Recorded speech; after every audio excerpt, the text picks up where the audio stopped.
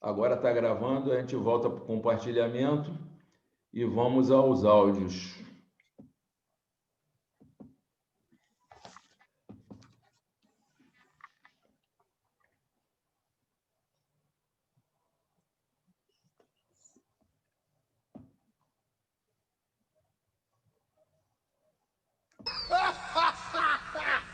Certas piadas refletem, ainda que às vezes de maneira grosseira, as chamadas características culturais de uma comunidade, criando ou reforçando tipos lamentáveis de preconceito.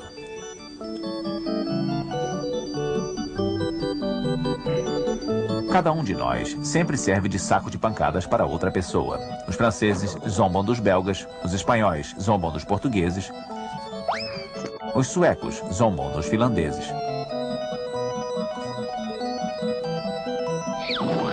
Será que essas piadas são realmente racistas? Talvez sejam, mas talvez não. Em última instância, elas servem para reafirmar nossa identidade cultural e manter a nossa comunidade unida. Por que eu coloquei esse vídeo? Porque ele basicamente mostra um aspecto positivo e outro negativo do riso, o bullying e a construção, a identidade cultural.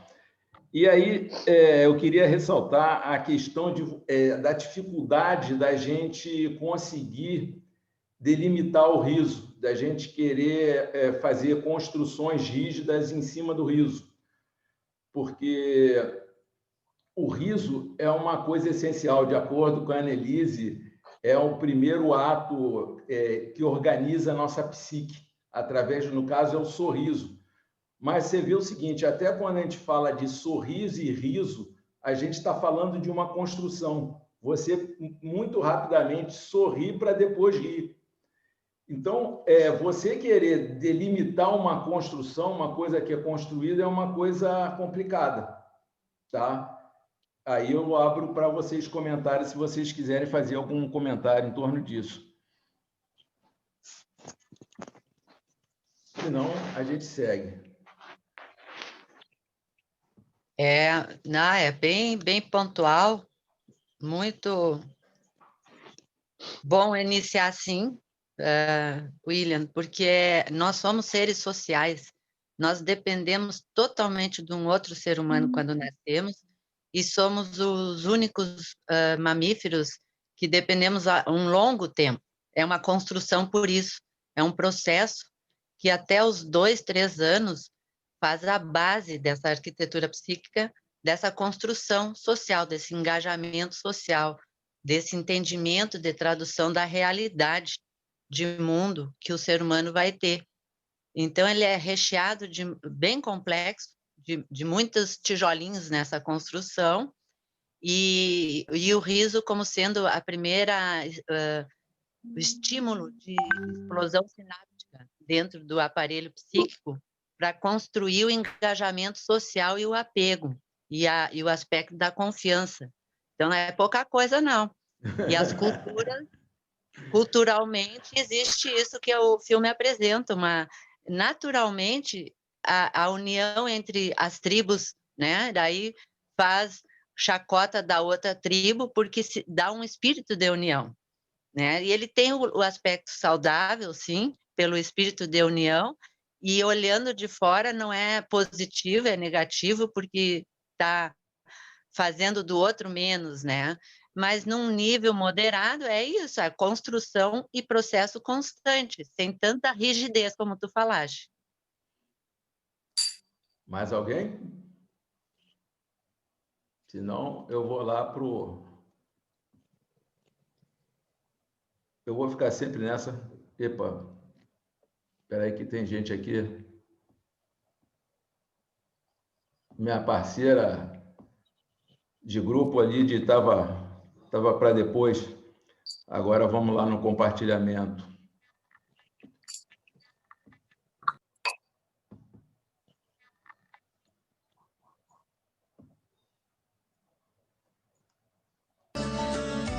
No mundo inteiro, o riso mostra que temos mais em comum do que as diferenças culturais podem insinuar. Para começar, o riso é um ato típica e exclusivamente humano.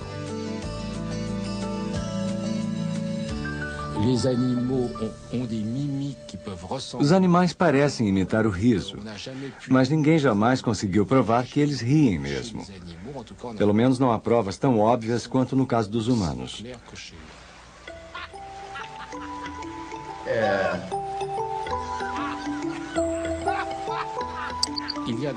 O riso envolve um reflexo neurológico, mas existe um componente cultural que foi se desenvolvendo junto com a espécie humana. Este pertence a um âmbito de comunicações e de relação que os animais não têm.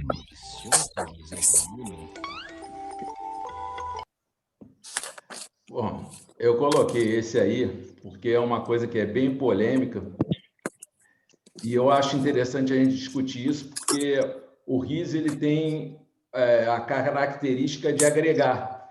E a gente, às vezes, no nosso homocentrismo, exclui os animais, as plantas, e com isso a gente está vivendo esse desastre ecológico que a gente está passando hoje no planeta.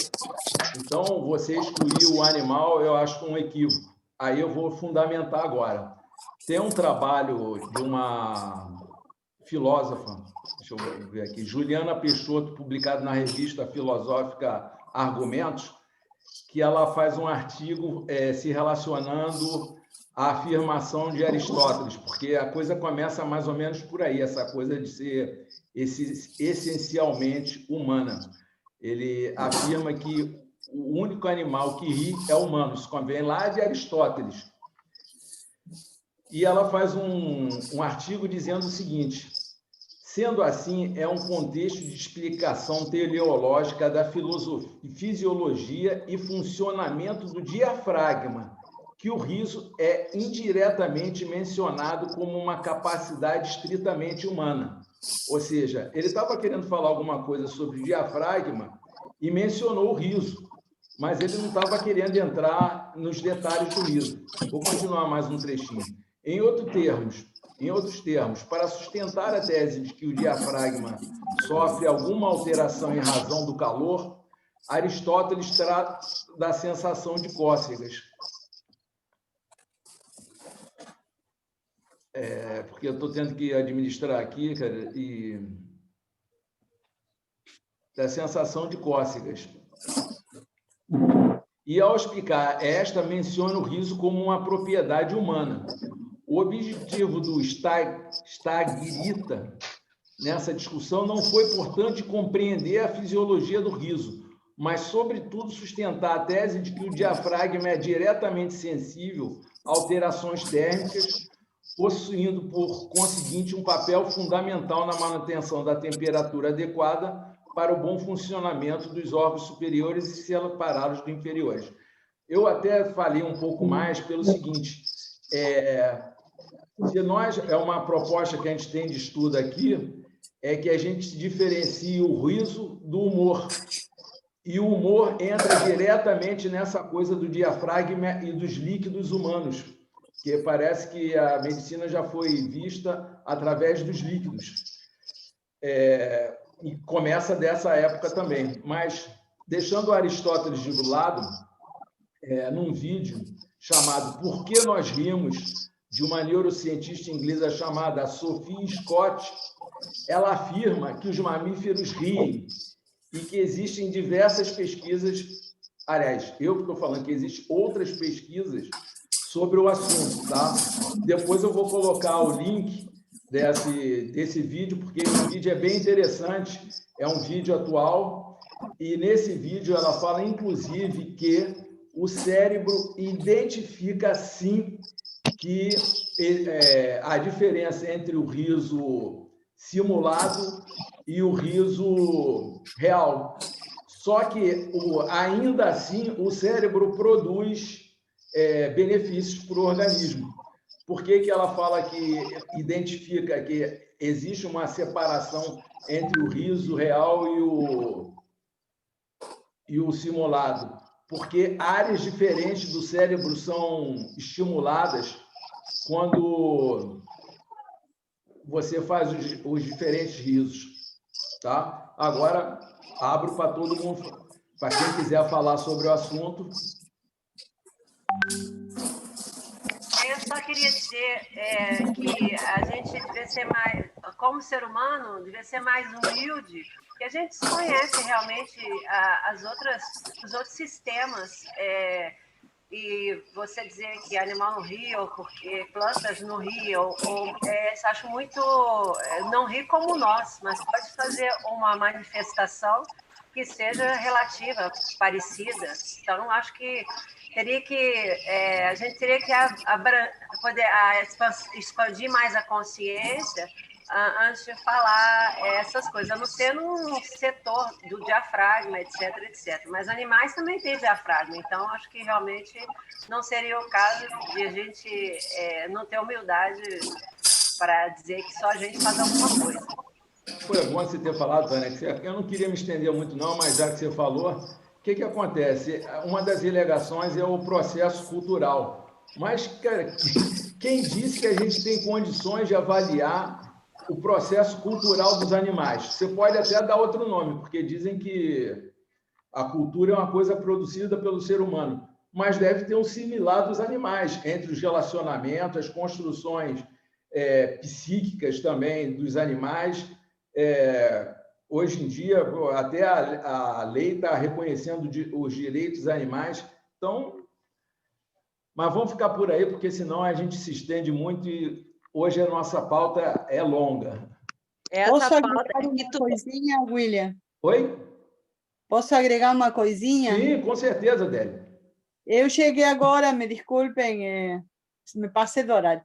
Eu queria falar duas coisinhas sobre os animais. Nesse manual dos argentinos que eu já tinha colocado no grupo, se fala bastante de que tem vários animais que riem, não com um estímulo, né? Mas riem, inclusive quando eu ministrava vivências, colocava umas fotos de que tem alguns que fazem esse movimento, que as crianças, inclusive, não reagem a estímulo. Tem nenés cegos que sorriem e riem, então tem toda uma coisa que teríamos que investigar mais. Eu não tive tempo de ir profundamente, então eu acho que teríamos que ir atrás de bibliografia para ver um pouquinho como fica essa questão.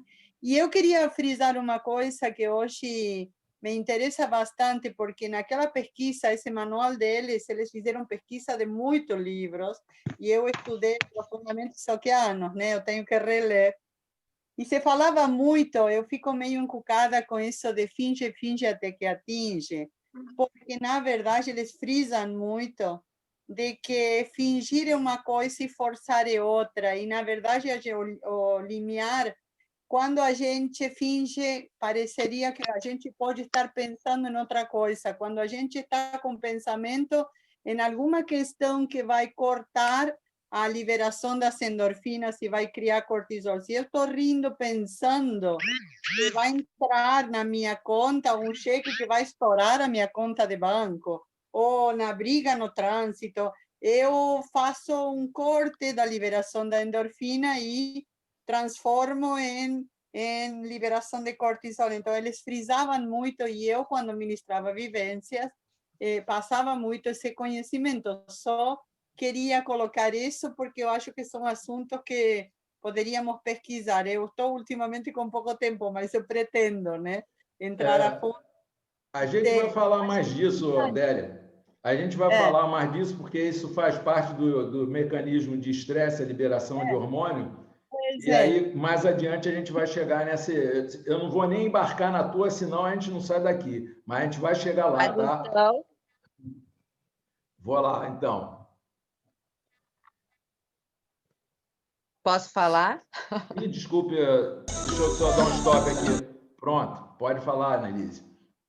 Tentar ser sucinta. Desculpe eu não ter o nome correto do psicólogo Dolota, eu não trouxe, mas ele pesquisou o riso e a diferença entre os animais, então, entre os macacos e os humanos, os mais semelhantes, e agregava, sim, o riso, os animais se agregavam pelo riso e faziam comunidades pequenas. E a diferença entre os seres humanos é o uso do diafragma. Então, o macaco ri, mas ele não usa o diafragma. essa pesquisa, então, colocou como a experiência do diafragma libera as endorfinas no cérebro, que existe um esforço muscular junto. E o sorriso e o riso mais simples dos mamíferos acontece, é agregador, e também exclui, como vocês falaram aqui, em todas as espécies vivas.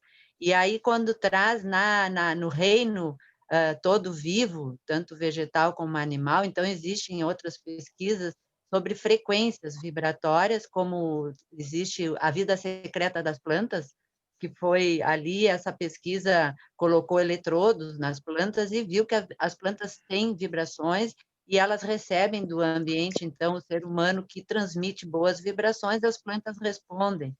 Então, existe toda uma intuição aqui do grupo, que é uma característica humana também, de acessar todas essas complexidades, né, de fenômenos que estão sem explicação ainda para nós pela ciência, mas que a gente já não sabe como, já conhece isso, né? A gente está discutindo aqui coisas muito complexas, existem diferenças, sim, a pesquisa dos líquidos humanos é a forma da ciência trazer os benefícios e como usar esses benefícios e diferenciar um sorriso de um pequeno riso e de uma gargalhada. Existem muitos fatores aqui que vocês estão falando. Então, na época do Aristóteles, por exemplo, Sócrates pediu para ele pesquisar por que um dos filósofos numa cidade ficava rindo de todos os que iam consultar ele. Então, ele analisou de fora. E eles tinham toda uma construção naquela época cultural que o riso era coisa de gente boba, idiota, e que era muito desrespeitoso e não era considerado um benefício para a saúde. E essa pesquisa, então, traz um outro viés. Eles vêm construindo o quanto que o riso é característico da inteligência.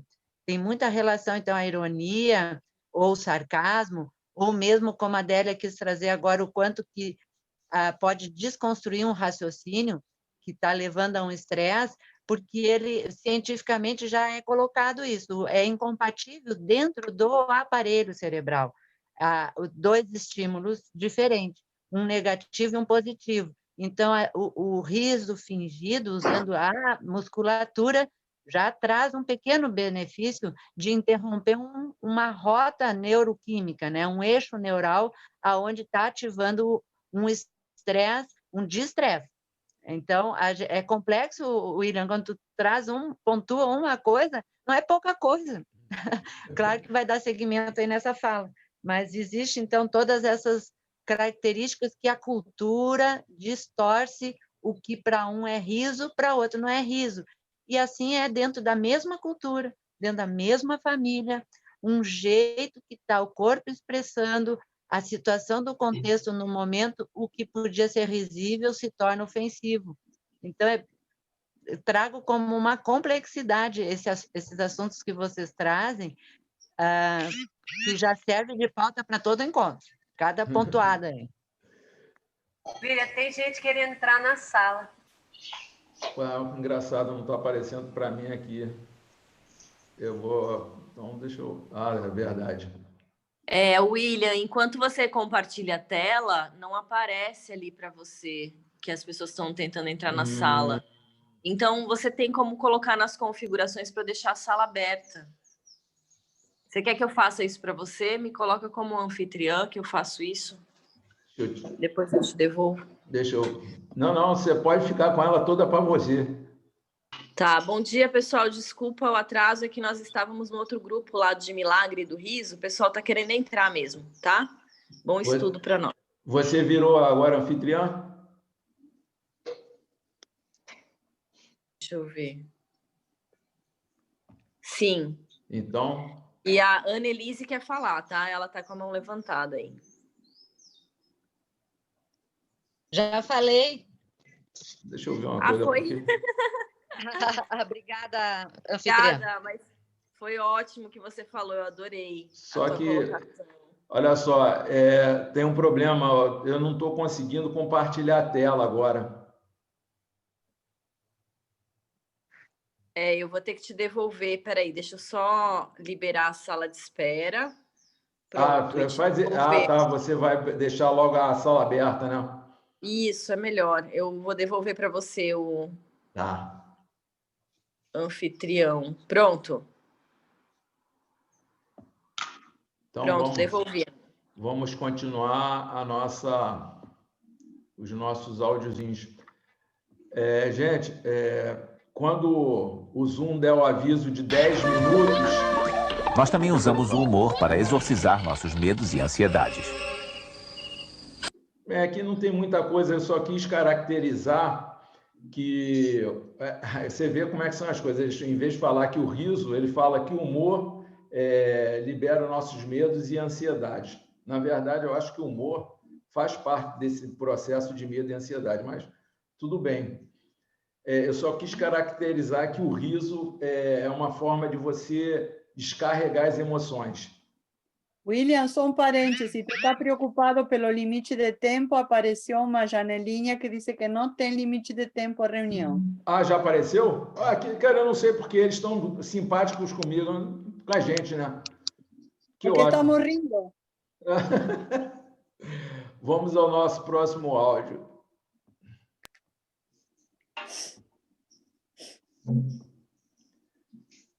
Eu, inclusive, vou até pular, porque o próximo áudio também é a mesma coisa, só que é relativo a outras emoções. Por exemplo, todo ser humano precisa defecar, e ninguém vai discutir se esse ato é nobre ou não. Eu acho que é perfeitamente normal rir disso, e ninguém precisa justificar a vulgaridade ou a nobreza do que nos faz rir. O riso funciona como uma cócega, tanto física quanto psicologicamente. O riso é uma reação a uma mudança repentina de estímulo. Isso se aplica a estímulos sensoriais, como fazer cócegas, estímulos visuais, como a brincadeira de esconde-esconde com um bebê, ou talvez a um tipo mais mental ou intelectual de estímulo, como o humor, pode ser um trocadilho inteligente. Ao meu ver, o riso é uma manifestação de prazer em resposta a uma virada psicológica, a uma mudança muito grande. Quando a pessoa gosta dessa mudança, ela ri sobre aquilo. Existem diversas teorias. Gente, aqui eu dei um pulo aqui que foi meio inapropriado, mas nesse áudio ele já está entrando nas teorias, que eu quis ressaltar a questão das teorias, tá? Eu vi aqui a Tânia rindo, e esse é o fator surpresa. Uma das teorias é de que o cérebro, ao se deparar com uma situação inédita, ele, para descarregar a tensão daquele impacto, ele provoca o riso, tá? Existe também a teoria do prazer. Qualquer estímulo que faça com que você sinta prazer causa o riso. Esses são os dois. No vídeo vão ter outras coisas que a gente pode relacionar a outras teorias. Mas eu vou voltar a um áudiozinho que eu pulei aqui, porque eu acho importante. Vamos lá. Alguém quer falar alguma coisa sobre a teoria da surpresa, do prazer? Então, vamos nós para o próximo.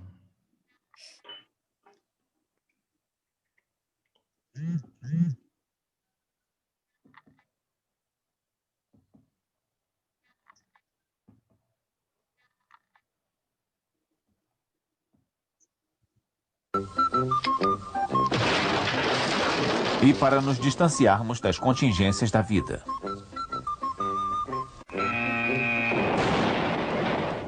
Por fim, o humor serve como uma espécie de exercício mental que nos permite escapar ocasionalmente da coerção do pensamento racional.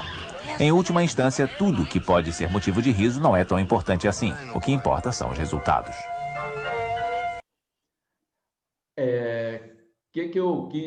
Por que eu separei isso? Porque Uma das coisas que motivou a gente a estudar o riso é a nossa curiosidade em torno do riso. Só que o riso, se você tenta estudar, racionalizar o que durante o riso, você perde a graça. E isso leva a uma questão que foi colocada assim que eu propus criar o grupo de riso, que yoga do riso é prática, não é estudo. Só que eu acho que o estudo acaba funcionando como uma bengala, talvez inicialmente para muitas pessoas seja necessário você compreender como é que se dá o processo do riso, mas que no final das contas você deve largar essa bengala para que você possa se aprofundar e se entregar completamente ao riso, para que você possa obter o melhor dele, porque se você ficar preso ao processo racional, você talvez não atinja o máximo que o riso pode dar. Tá? Era apenas para pontuar essa questão do racional em torno do riso. E eu sei que tem gente que pode falar mais a respeito disso. Aí eu deixo aberto. Se ninguém fala... Eu falo. Olha, vocês vão me expulsar do grupo porque eu falo muito. Né? Eu entrei no grupo justamente porque eu quero pesquisar. E concordo contigo, William. Enquanto a gente tenta racionalizar, intelectualizar, perde a graça. Isso perde mesmo. Inclusive, quem conta uma piada que ouviu que foi muito engraçada, se não tiver um espírito apropriado, estraga com a piada.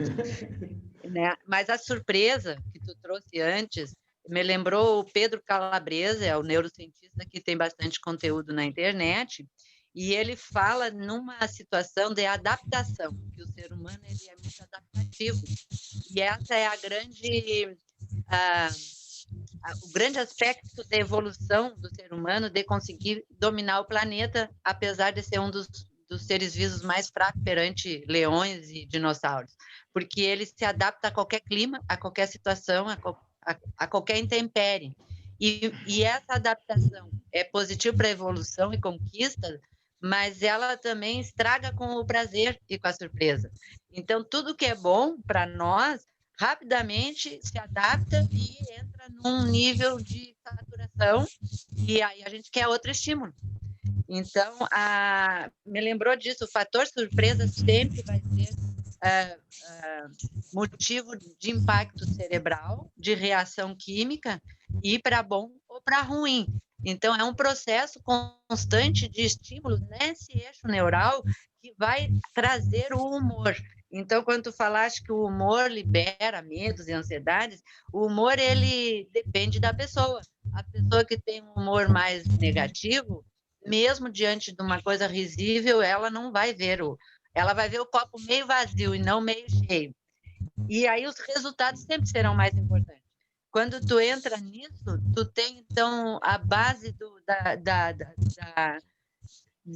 do prazer, o cérebro no hipocampo, ele traduz prazer e dor, apenas isso. E aí nós vamos visceralmente ter reações emocionais que vão logo, rapidamente, pelo nervo vago, para o cérebro pensante. Esse nosso cérebro pensante, esse pré-frontal, ele exige dar sentido, ele traduz alguma coisa, isso é, isso não é, e nós, seres humanos, somos criados nessa sociedade atual, a internet favoreceu a só usar o cognitivo, a ter tudo ser intelectualizado, tudo ser muito falado. Então, a gente faz uma obesidade cerebral, que o cérebro não é filosófico. Nós é que exigimos essa filosofia toda, mas não vamos levar tão para os extremos. É necessário alguém representar a ciência e trazer os aspectos positivos para autorizar aquelas pessoas, culturas ou famílias ou situações sociais que querem e necessitam de desopilar através de um sorriso, de um riso.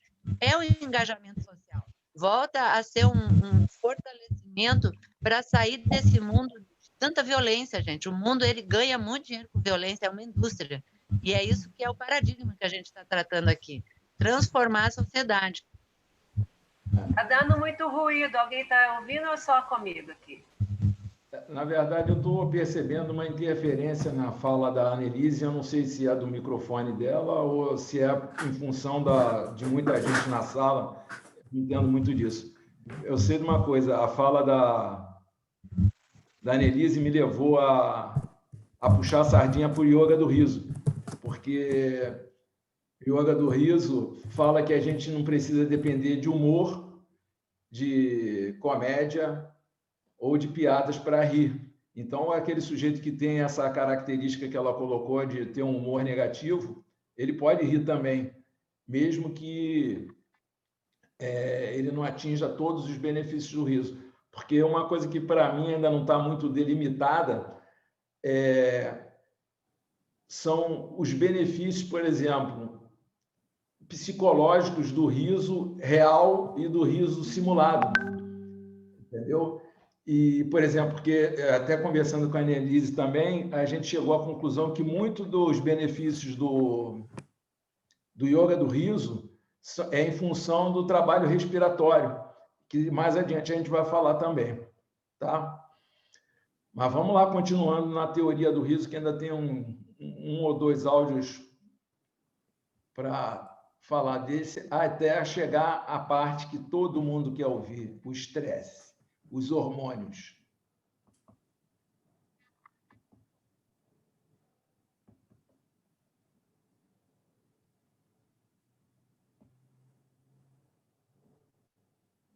Existem diversas teorias sobre o que nos faz rir. Há quem acredite que rimos principalmente dos outros. Quando um pequeno incidente se abate sobre outra pessoa, nós experimentamos uma forte sensação de superioridade e aumento da autoestima que nos dá prazer. Provavelmente isso vem do instinto de competição e sobrevivência da espécie e também do alívio pelo desastre não ter acontecido conosco.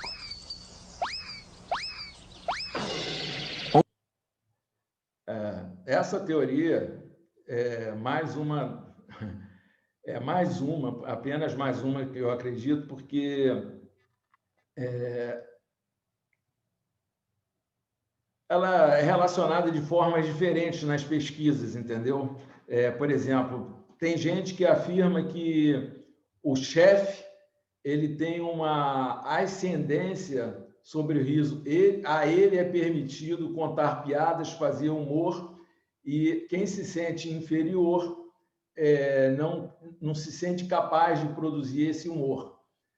Só que a gente já viu, através do processo histórico, que o riso também serve como forma de rebelião, como forma de você se revoltar contra o status quo. Então, essa teoria de superioridade ela fica relativizada. Eu não vou me estender muito, não. Se alguém quiser falar a respeito, pode ficar à vontade. Aí me lembrou o meu malvado favorito, que ficou tão famoso, né? Ou o Shrek, que são as figuras de autoridade no seu ambiente que não tem nenhuma cara de bom humor, nem sorriso espontâneo, né? E como conquista o público ver isso aí desenrolando numa boa história, né? De desconstruir isso aí, porque os Minions não estão nem aí, né? Eles são sempre felizes, né? E cumprindo com as ordens do chefe, e ele acaba sendo tão favorito porque ele se compraz com ele quer ser malvado e não consegue, né? Ele acaba com a malvadeza dele conquistando tudo. Então é bem legal isso que tu trouxe, porque tem uma característica da liderança e de como nós reagimos perante isso. Isso é o yoga do riso. É a nossa reação perante os fatos, que são só fatos. E a gente desenvolve uma tolerância com o negativo, rindo também. Verdade. Eita, vambora que depois eu vou ter que processar toda essa fala da Annelise aí, porque assim já começa a lotar o cabeção, começa a transbordar.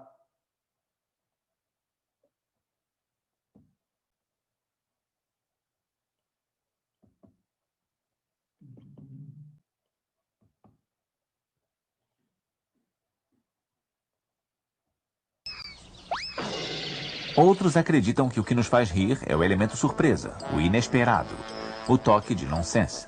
Ou, em contraste, é o esperado que acaba não acontecendo. Isso instiga a nossa imaginação.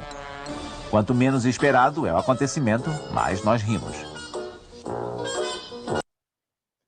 Esse a gente já até comentou, mas de qualquer forma acabou me remetendo à situação de que às vezes a gente fica procurando a causa do riso, só que a gente vive num processo de rede. Então, o que é causa num determinado momento é consequência no outro. E o que é consequência em determinado momento acaba sendo causa. A gente tem que estar muito atento a isso, porque senão a gente acaba enrijecendo as definições e acaba assim, se emaranhando nas próprias definições. Se alguém quiser comentar, pode ficar à vontade. Com licença, muito bom dia a todos. Bom dia! Eu não estou nem vendo aqui. Wilson Maza. É o Maza, fala, meu camarada. Diga lá. William, primeiramente, gratidão por esse movimento aí. Eu assisti O que mais me impactou foi quando eu vi o cara no primeiro filme lá, né? No 1. Quando eu vi o cara no chão ali, tipo, totalmente desnorteado e rindo mesmo, desesperadamente e tal. E aí aquilo ali me chamou a atenção para o que eu, pelo menos, proponho hoje no Yoga do Riso, que é fazer com que a pessoa encontre a sua catarse. E que nessa catarse de riso, no caminho até ela chegar lá, ela pode encontrar outras catarses, a do choro, as emoções, e essa catarse de vibração do corpo mesmo. Por muito tempo fazendo essa meditação de 10 minutos, eu cheguei a fazer 10, 15, às vezes até 30 minutos, chegou uma hora que eu senti realmente o meu corpo rindo. Não daquele jeito que o cara estava rindo no filme, que eu achei até um pouco assustador, e falei, tomara que nunca chegue a esse ponto alguém na minha sessão do riso, senão, se eu não tiver uma equipe de primeiros socorros ali, eu vou ficar desesperado. Mas tudo bem.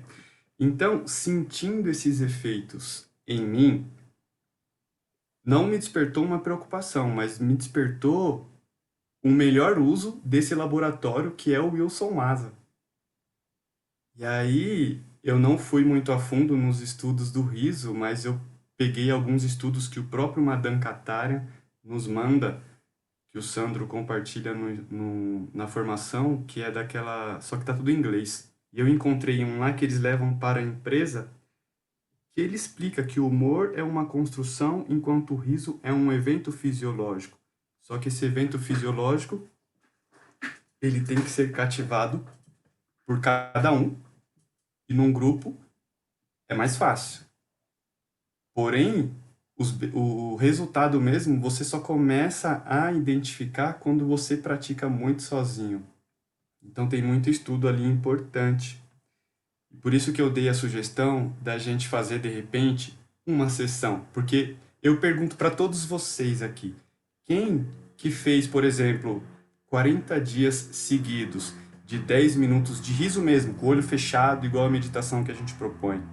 Quem aqui no grupo fez 30 minutos? Quem foi no seu limite do seu corpo e da sua mente com o riso, né? E aí, às vezes, a gente fica tanto indo na teoria lá. Imagina, ó, tem 20, 30, 230 líderes de Yoga do Riso chutando baixo no nosso clube do Yoga do Riso Brasil. Imagine se esses 230 duplica mais 230, levando simplesmente 30 minutos de riso, né? Para que as pessoas sintam ali na prática mesmo, sabe? Do que duplica 230 mais 230 e indo buscar o fundamento lá na raiz do riso, lá no bebezinho. Que até ele chegar aos 36 anos que eu tô hoje, eu vou passar por diversas diferenças de corpo e de consciência. E cada diferença dessa vai me trazer um resultado diferente. Então, foi isso que eu trouxe aqui. É tudo questão de mudança, mas é tudo questão de aplicabilidade. E eu achei muito fundamental. Foi muito intenso para mim assistir esse documentário ali. Eu falei, caramba, eu tô propagando riso todo dia, praticando, vivenciando isso. E eu não tinha esse tipo de profundidade. E aí eu vi uma live da Annelise com a Ju, eu vejo o processo que o Marcelo faz toda vez que ele abre a boca para falar dos processos, dos caminhos neurais, essas coisas assim, eu já fico apaixonado por isso. E é isso que eu queria dizer. Veio assim um impulso.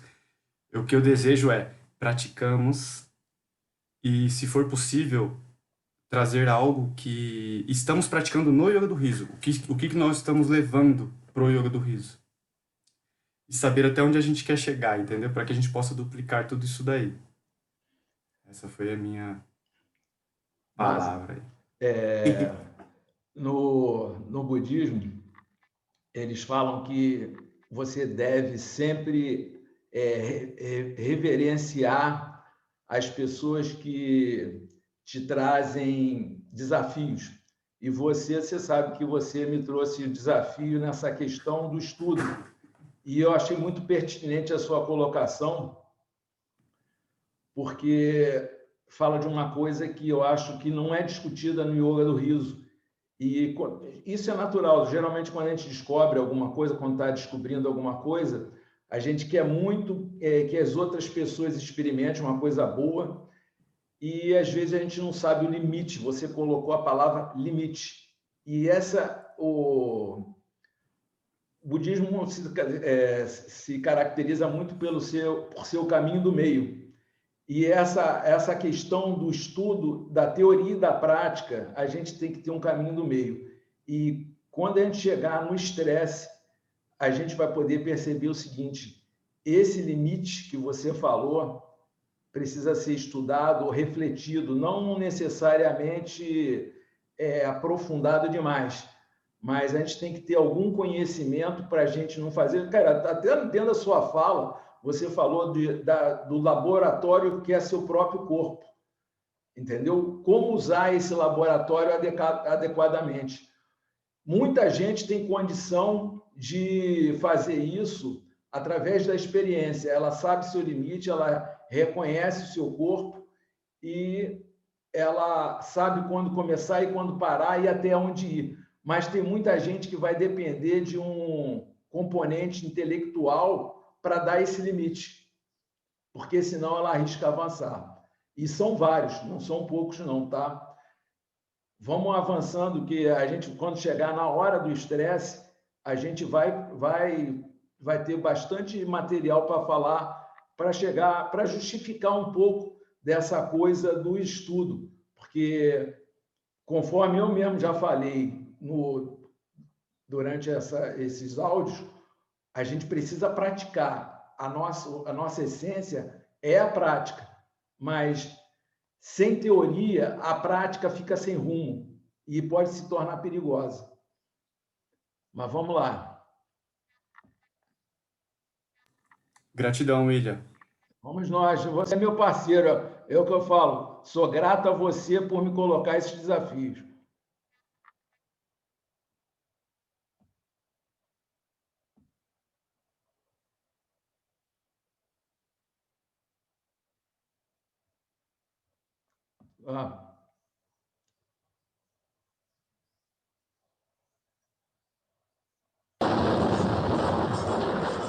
Nós podemos dissecar o humor como dissecamos um sapo. Mas em ambos os casos, o objeto da pesquisa morre durante o processo. Cara, esse áudio, cara, que coisa interessante. Esse áudio fala exatamente do que o Masa acabou de dizer. Quando você fica racionalizando demais, e principalmente durante o processo do riso, que nem a Adélia falou, se você começar a pensar na conta, ou então se você... Por que eu estou rindo? Da onde vem essa respiração e não sei o que, pititi, pototó? Você vai acabar tirando a espontaneidade e, consequentemente, alguns dos benefícios. Mas é aí que eu falo. Durante o yoga do riso, que não é... O yoga do riso, ele não está preso ao humor, à piada e à comédia. Então, eu acho que alguns benefícios do riso natural não estão presentes durante a prática do yoga do riso, até que você atinja o riso natural. Porque para quem já praticou um pouco, é nítido que você oscila. Tem horas você está no riso simulado, horas você está no riso espontâneo. Então, acaba acontecendo as duas coisas, tá? Mas vamos adiante, porque a Annelise já comentou essa coisa da racionalização, o Masa também já colocou, e agora a gente está começando a chegar na parte que, de repente, é o bolo da cereja. Não, a cereja do bolo.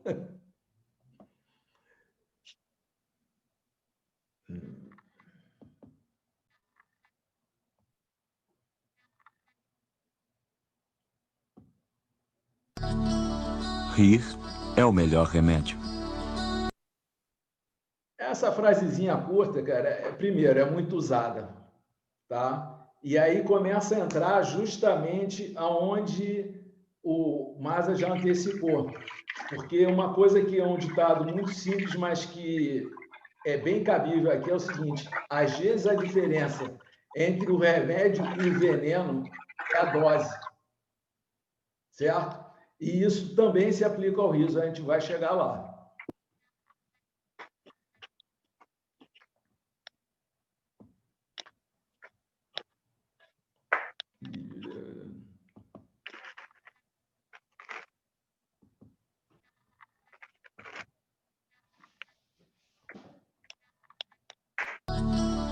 Rir é o melhor remédio. Desculpe, gente.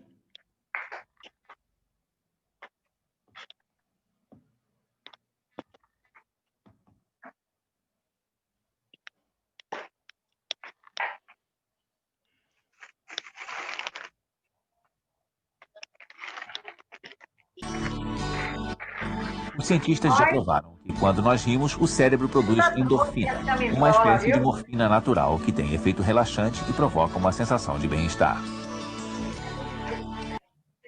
Sim, a senhora vai olhar e escolher, né, mãe? Ela trouxe para a senhora escolher. Gente, vamos tomar cuidado com o áudio aí que tem. Abra, não tem problema nenhum. Deixa eu ver aqui. É Gal Porto que está com o microfone aberto.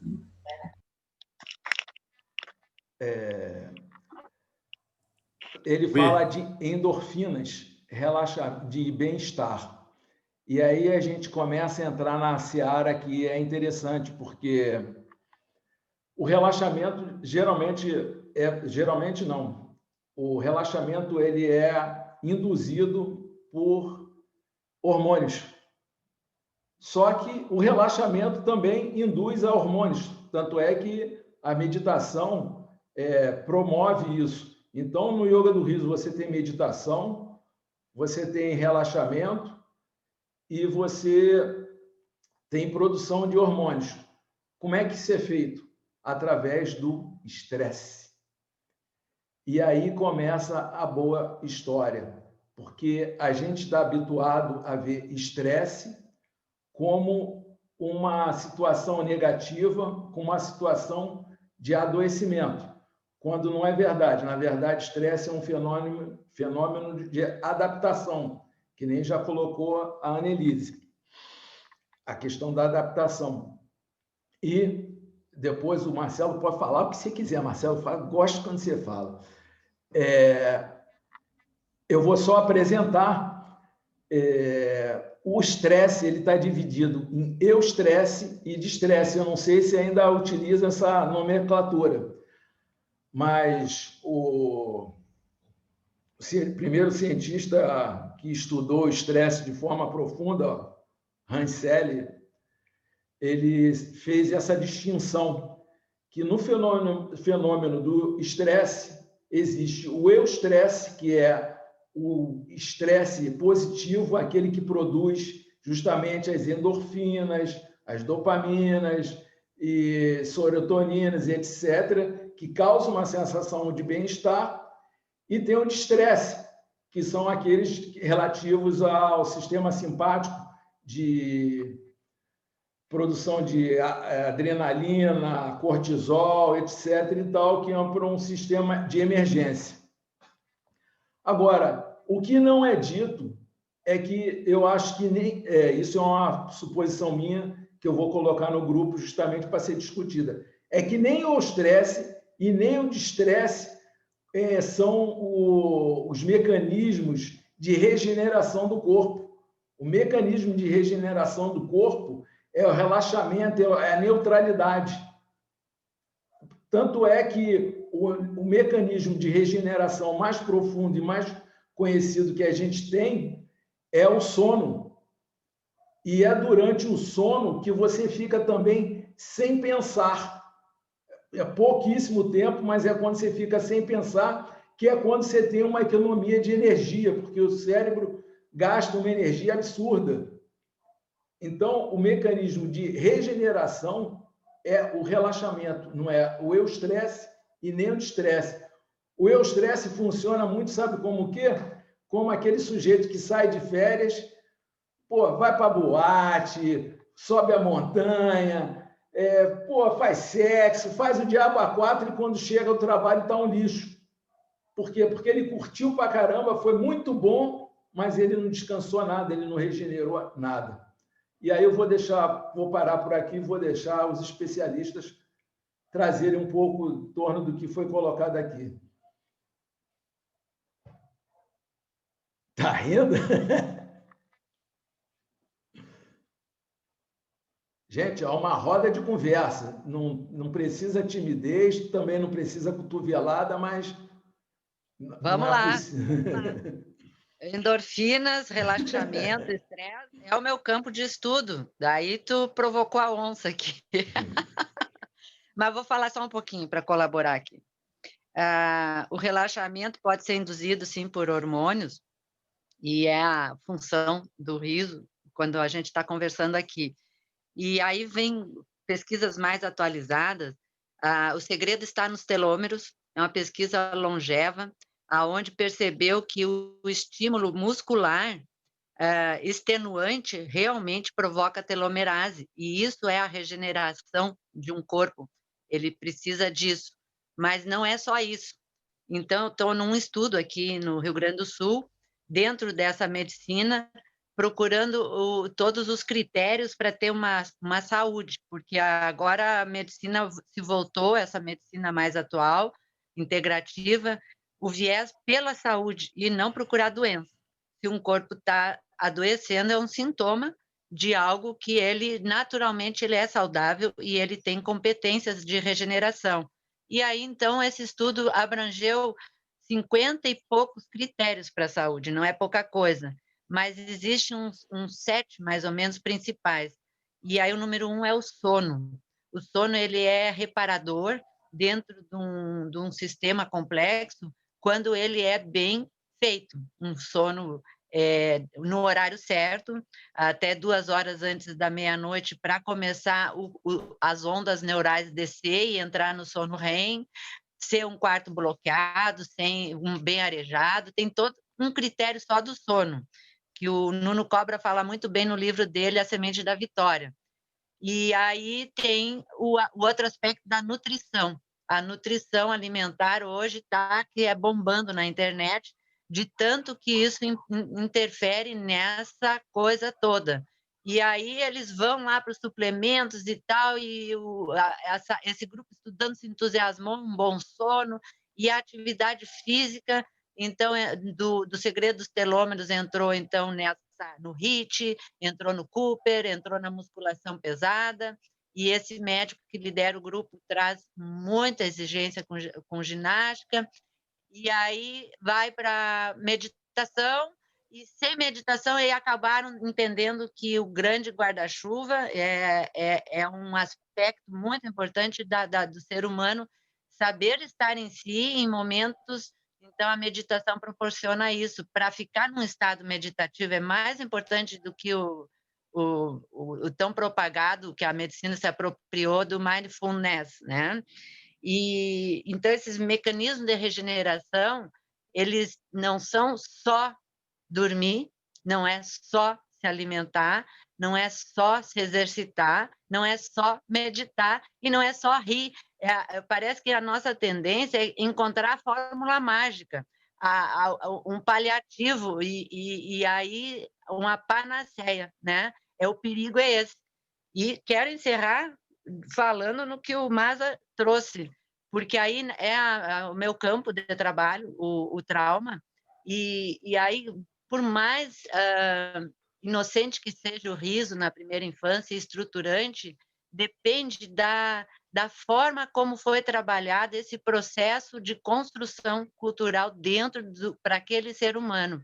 Então, ele pode ter o riso muito associado com bullying, né? com aspectos negativos, e nunca se formar um caminho neural de tanto trauma que ele tem, por mais fingido, daí pode ter uma catarse perigosa. Então, o corpo físico, ele mexer o corpo físico tem todo um trabalho que se chama TRE, que trabalha trauma só com o corpo físico e não precisa ficar pensando. E aí libera os traumas. Então, uma catarse bem acompanhada num grupo de riso pode ser muito protetivo, mas não ter tanto medo, porque o coletivo ele dá conta do indivíduo. O indivíduo ele está acolhido pelo coletivo. Ele pode ter um problema cardíaco. Se ele não foi bem monitorado antes, aquilo ali desencadear um problema que não é culpa do riso, ele já tinha um corpo adoecido, que nem o Covid agora. Às vezes abre uma situação na pessoa que tem uma imunidade muito ruim, já tem umas comorbidades, e aí a culpa é do Covid. Tem tanta gente pegando Covid e não está morrendo e nem sentindo, né? Então, é complexo mesmo os temas que vocês trazem, e o riso do budismo que o William falou, como caminho do meio. Então, eu entendo isso. Nós estamos trabalhando, entendendo na fisiologia que o estresse ele é uma necessidade humana, ele vem como o nosso primeiro cérebro, o reptiliano, para nos manter vivo, e a gente pode viver ou sobreviver. A gente pode passar pela vida sobrevivendo o tempo inteiro, que é calcado em traumas e risos, bullying e tal, e viver. O organismo está vivendo, mas ele está sobrevivendo. Não é agradável. Ou viver, desopilar, organizar, são vários caminhos para viver plenamente, em plenitude, né? Mesmo com as coisas ruins. Então, o estresse ele estava muito associado com aspectos negativos, a humanidade ainda fala nisso, né? E tem o eustresse e o distresse, sim, e ele está presente o tempo inteiro dentro da vida humana, inclusive na relação sexual, né? Ele precisa ter um alto nível de estresse para depois ter um relaxamento e o gozo. Então, tem muito assunto aí para vocês conversar, para nós conversarmos, né? Marcelo, eu sei que você vai me dar essa alegria, mas deixa eu só fazer uma parte. Primeira coisa, Annelise, eu tenho formação de TRE, é muito interessante você ter falado, que quase ninguém conhece. Agora, vamos lá, um artigo, deixa eu pegar ele aqui em cima. Se o estresse é positivo ou negativo, sempre que passamos por problemas, pressões, contrariedades, ameaças, ficamos estressados, mas é um equívoco pensar que o estresse só aparece em situações negativas. Também sentimos quando vivemos coisas boas, como assumir um cargo novo no trabalho, coisas positivas, tá? O eustresse faz a pessoa se sentir motivada e satisfeita, enquanto o distresse faz com que ela se sinta ameaçada e intimidada. Isso, cara, é um relato da Ana Maria Rossi, que é doutora em psicologia clínica e presidente da ISMA-BR, International Stress Management Association do Brasil. Mas o interessante aqui, a forma como interpretamos o que estamos vivendo é que determina se ele vai ser positivo ou negativo. Por exemplo, aqueles sujeitos que fazem campeonato de tomar tapa na cara, ele deve achar interessante aquilo e deve vibrar com aquilo, deve ser positivo para eles. Para a gente, quando tomar um tapa na cara daquele, não deve ser muito interessante, não. Mas o objetivo final do estresse é sempre o mesmo, fazer com que nos adaptemos a uma nova situação. E aqui a parte que eu queria chegar. Embora o eustresse não seja nocivo como o distresse, Dependendo da intensidade, ele também pode fazer mal. O organismo não reconhece muitas vezes o que é positivo ou negativo. O que acontece é que os órgãos que estão envolvidos com o estresse vão ter uma sobrecarga para a qual eles não estão preparados, mesmo que seja um deflagrador positivo. Aí é que está a questão. O riso é um deflagrador de estresse. E dependendo da quantidade de riso que você provoque, você pode ter problemas com o seu organismo. Porque quando você está ativando o riso, você não está ativando somente mecanismos psicológicos, você está ativando principalmente a respiração. E a respiração, sim, tem consequências fisiológicas muito importantes. Recentemente, a gente teve um relato de situações que foram dedicadas ao riso, mas que, na verdade, são consequências da hiperventilação. Quando você tem tremor, quando você sente frio, quando você sente vontade de urinar, não é consequência, talvez, do riso, mas sim da hiperventilação provocada pelo riso. O riso não é um fenômeno isolado. Eu recomendo muito para quem quer compreender o riso, que compre um livro chamado Respiração, Renascimento. Depois eu coloco lá. É um livro excelente que trata de renascimento. Renascimento é uma técnica feita através da hiperventilação, mas traz tudo sobre respiração profunda, e vocês vão ver. Gente, não é à toa que o tripé da prática de yoga do riso é respiração, riso e brincadeira. As três coisas são muito profundas. Então, não adianta você ficar restrito a rir só por rir, sem saber o que envolve a respiração, o que envolve a brincadeira, certo? Porque na brincadeira também está o bullying. Então, eu já falei pra caramba, agora sim, vou pedir para o meu amigo, se ele tiver com vontade, eu acho que ele está, que não seja modesto, que faça uma parte aí, sei lá, coloque o que tiver de colocar. Ou qualquer outra pessoa, quem quiser, está aberto à roda de conversa. Eu queria falar uma coisinha. Então, há 26 anos atrás, eu tive uma experiência muito interessante que me remeteu agora com relação a esse estresse e toda essa forma que a gente tem de determinar as coisas na vida. Eu tive um acidente de carro e fiquei 11 dias em coma. E quando eu voltei do coma, eu demorei mais de um ano para poder entender aqui como é que funciona o planeta, etc., as relações e tal. E no primeiro momento, eu estava como se fosse uma criança, e eu não sabia fazer diferenciação entre positivo e negativo. Para mim, era tudo uma energia só, e não existia absolutamente nada além do momento presente. Depois eu perdi esse dom, mas eu continuei com essa sensação de que essa questão do positivo e negativo é uma energia só. Então, é interessante ver também, acima de todas as coisas, que existe uma outra possibilidade. Só isso. A Aninha já entrou no aspecto espiritual da história, mas aí a gente vai em um outro momento. Está aberto, gente. Pode falar? Então, por favor.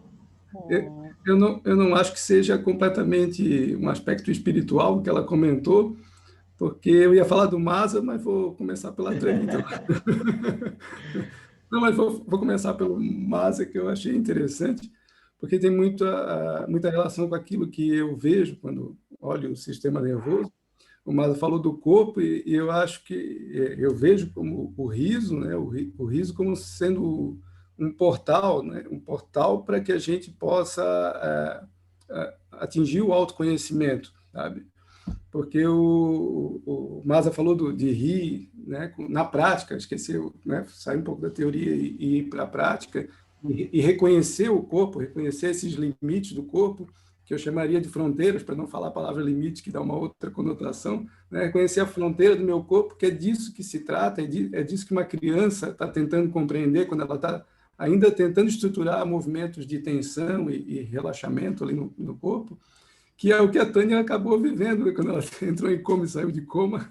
Na volta disso, ela meio que voltou a ser criança, a ver o mundo com essa característica bem infantil, né, que é uma dádiva, é um dom, como mesmo ela citou, que é de não enxergar exatamente positivo e negativo, porque não há, né, não falando do budismo, mas falando do taoísmo, que o todo é uma coisa só, né, não sou dessa filosofia, mas pelo que eu compreendo, né, que não há nem o negativo nem o positivo, tem lá aquele símbolo do yin e yang, né, que se complementam, tudo é uma coisa só. A gente, na cultura, que vai fazer essa diferenciação depois de um evento é positivo, outro evento é negativo.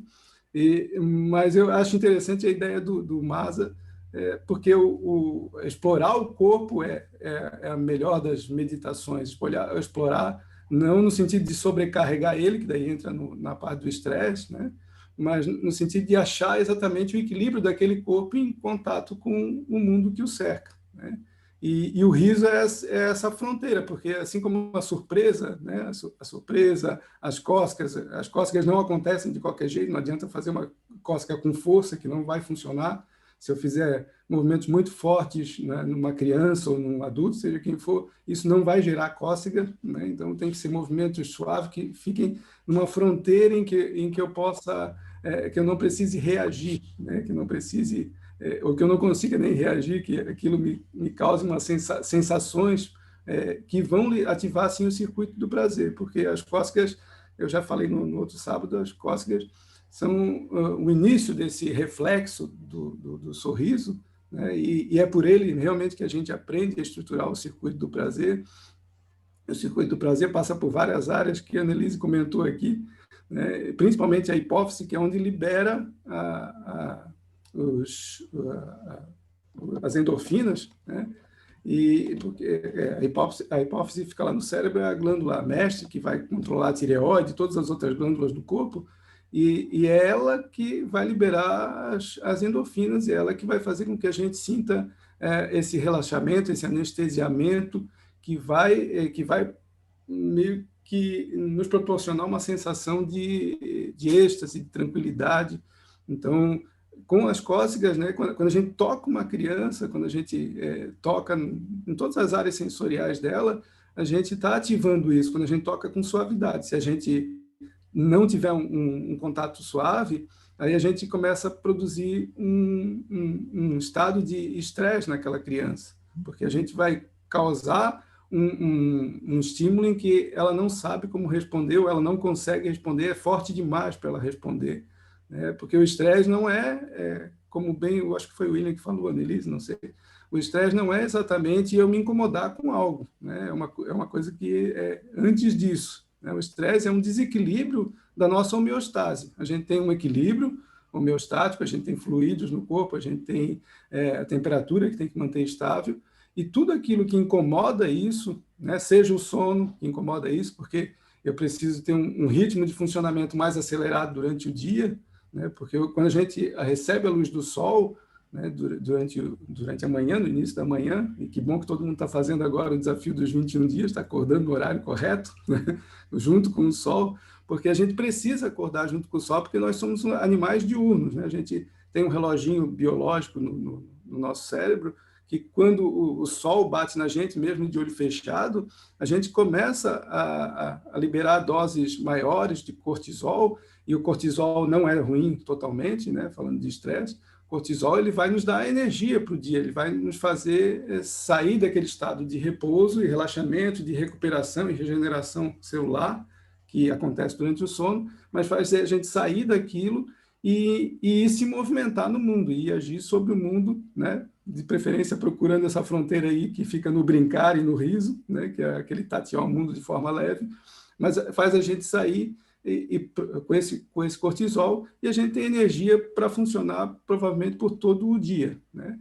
E aí, quando chega lá perto das 10 da noite, como a Denise já citou ali, a gente precisa realmente desacelerar e apagar as luzes, porque se a gente passa desse horário, a gente está causando mais um estresse no corpo. A gente começa a atrapalhar uma coisa que faz parte da nossa fisiologia, que é, se a gente é um animal diurno, a gente tem um ciclo, a gente chama de ritmo circadiano, que é acompanhar o sol, a gente tem um ciclo de acelerar durante a manhã e ir perdendo essa aceleração no final do dia, e no final do dia começar a desativar as funções, porque precisa equilibrar entre ativação e desativação. A gente precisa gastar energia, fazer movimento, e depois desacelerar movimento e repor as energias perdidas. E isso vai acontecer durante a noite, né? Então, precisa oscilar entre essas duas funções.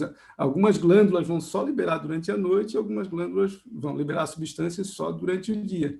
E se a gente força demais o organismo, a gente está provocando estresse, a gente acaba desorganizando toda a nossa fisiologia e acaba ficando doente, né? As doenças, né? O nosso corpo tem mecanismos de feedback positivo e negativo, né? Quando o cortisol começa a se elevar, a gente tem vias dizendo, desativa o cortisol, porque já cumpriu o papel dele.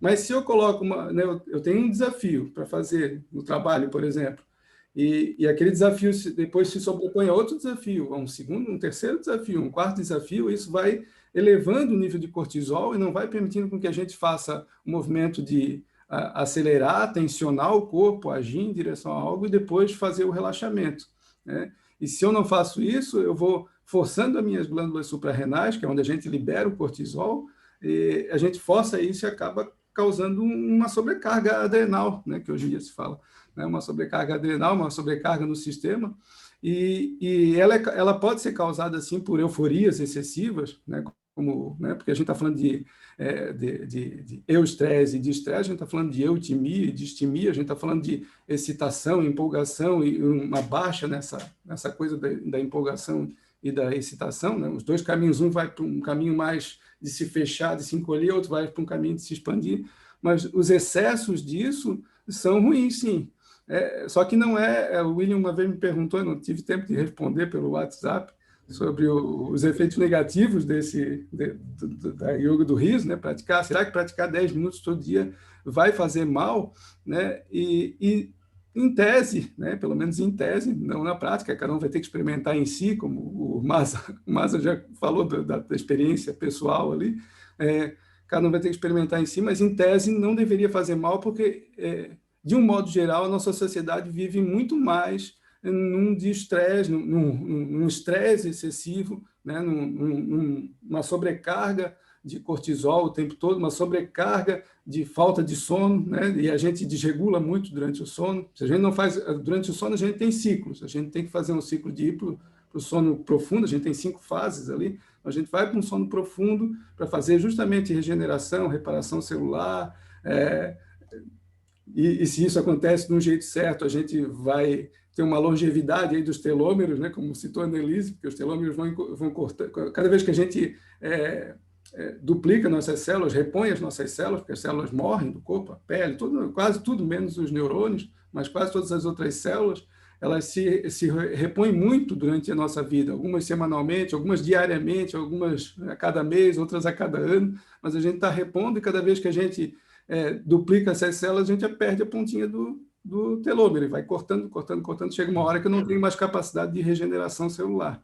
E isso acontece durante o sono, e acontece menos, vai acontecer menos regeneração celular se eu desgastar menos o meu organismo, se eu precisar reagir menos durante o dia, né? Então, se a gente acelera, né? Se esforça, a gente está sobrecarregando os telômeros.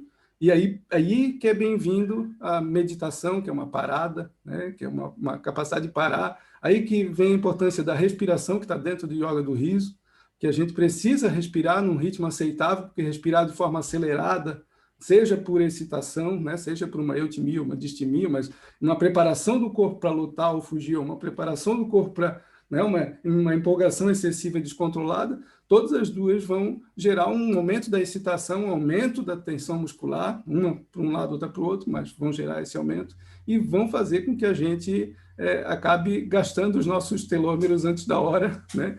E aí a gente vai ter falências de algumas estruturas, de alguns sistemas, de alguns órgãos, e isso a gente vai chamar de doença, né? Pode ser autoimune, porque o cortisol está muito ligado com a imunidade. Então, se eu sobrecarrego o cortisol, eu estou sobrecarregando meu sistema imunológico.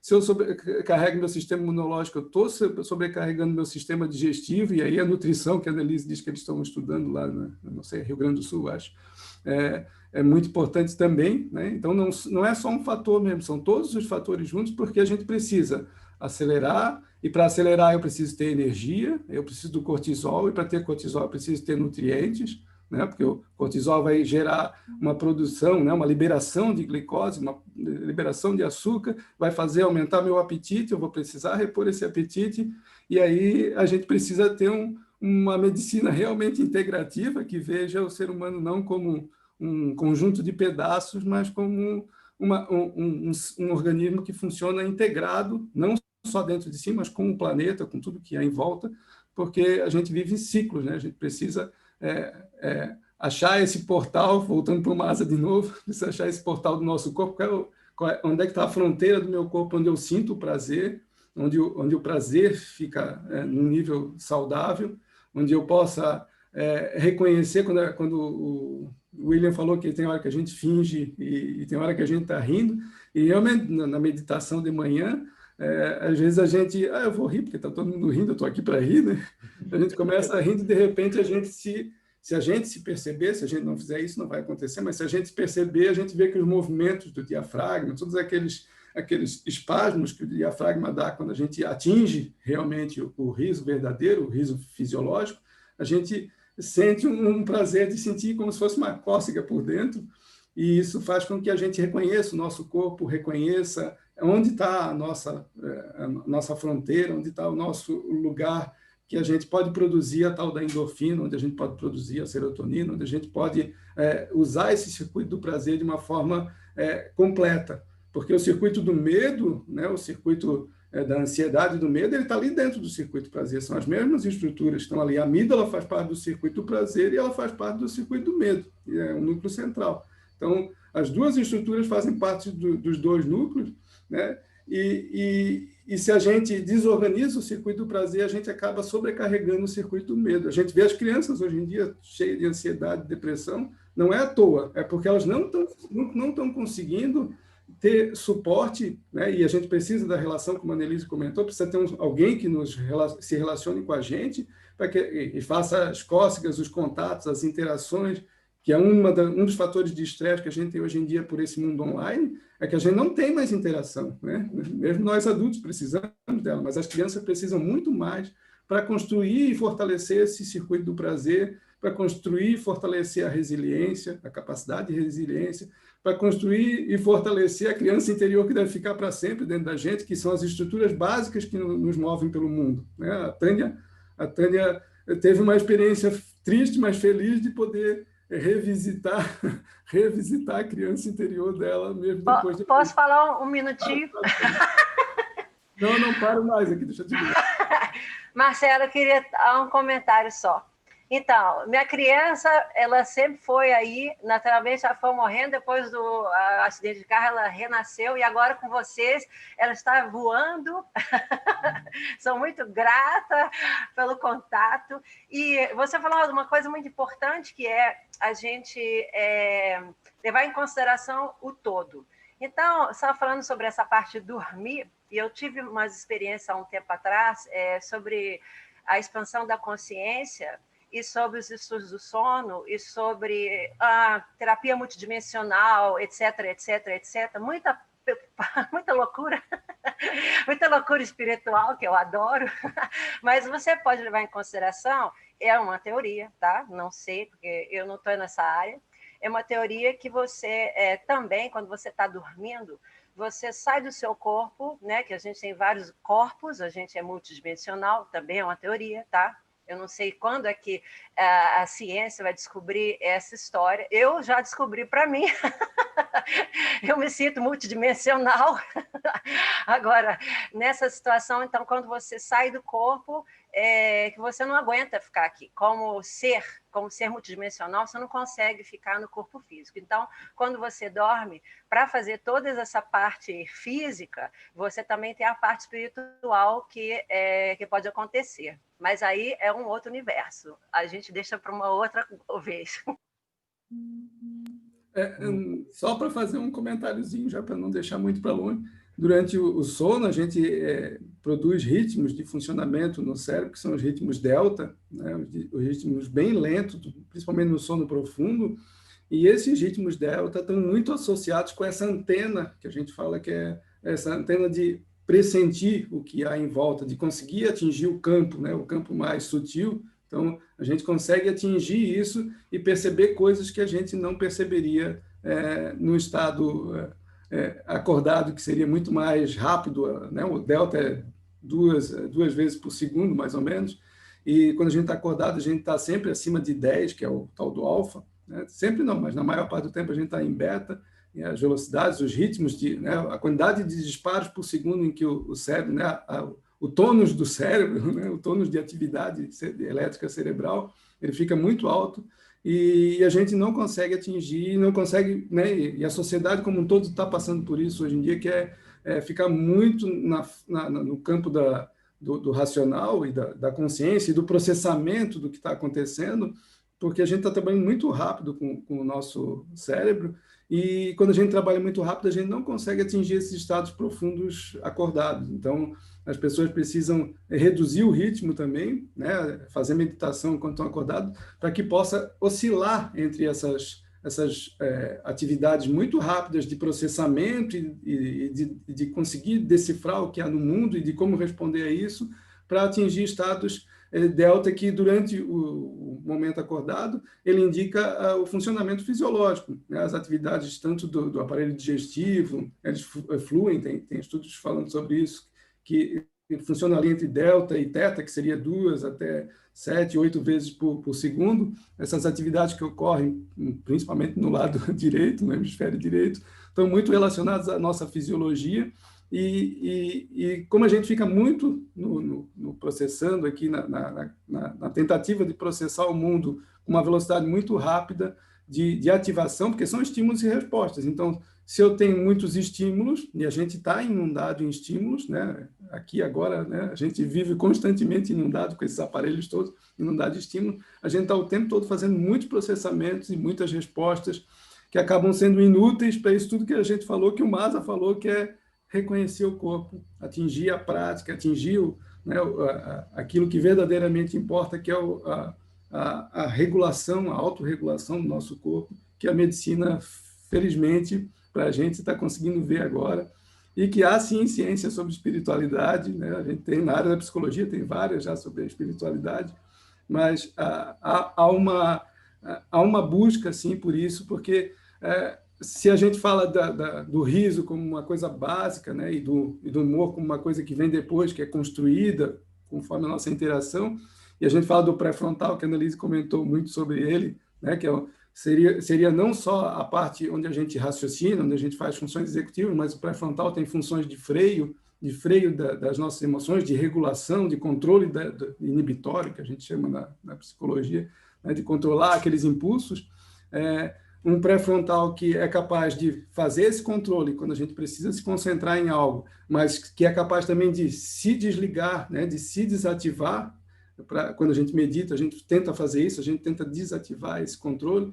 Então, a gente conseguir desativar esse pré-frontal para liberar, porque quando a gente tem relações sexuais, por exemplo, a gente desativa, o pré-frontal fica desligado, ele diminui a atividade. Assim como acontece quando a gente vai dormir, a gente começa a desligar o pré-frontal para justamente deixar esses impulsos, essas velocidades mais lentas de funcionamento, mais relacionadas à fisiologia, se deixarem vir e circularem por dentro da gente com o que está no nosso entorno. Que a gente acha que é alguma coisa, como foi comentado no início, a gente acha que é muito superior, mas a gente é um pedacinho disso tudo que está aqui.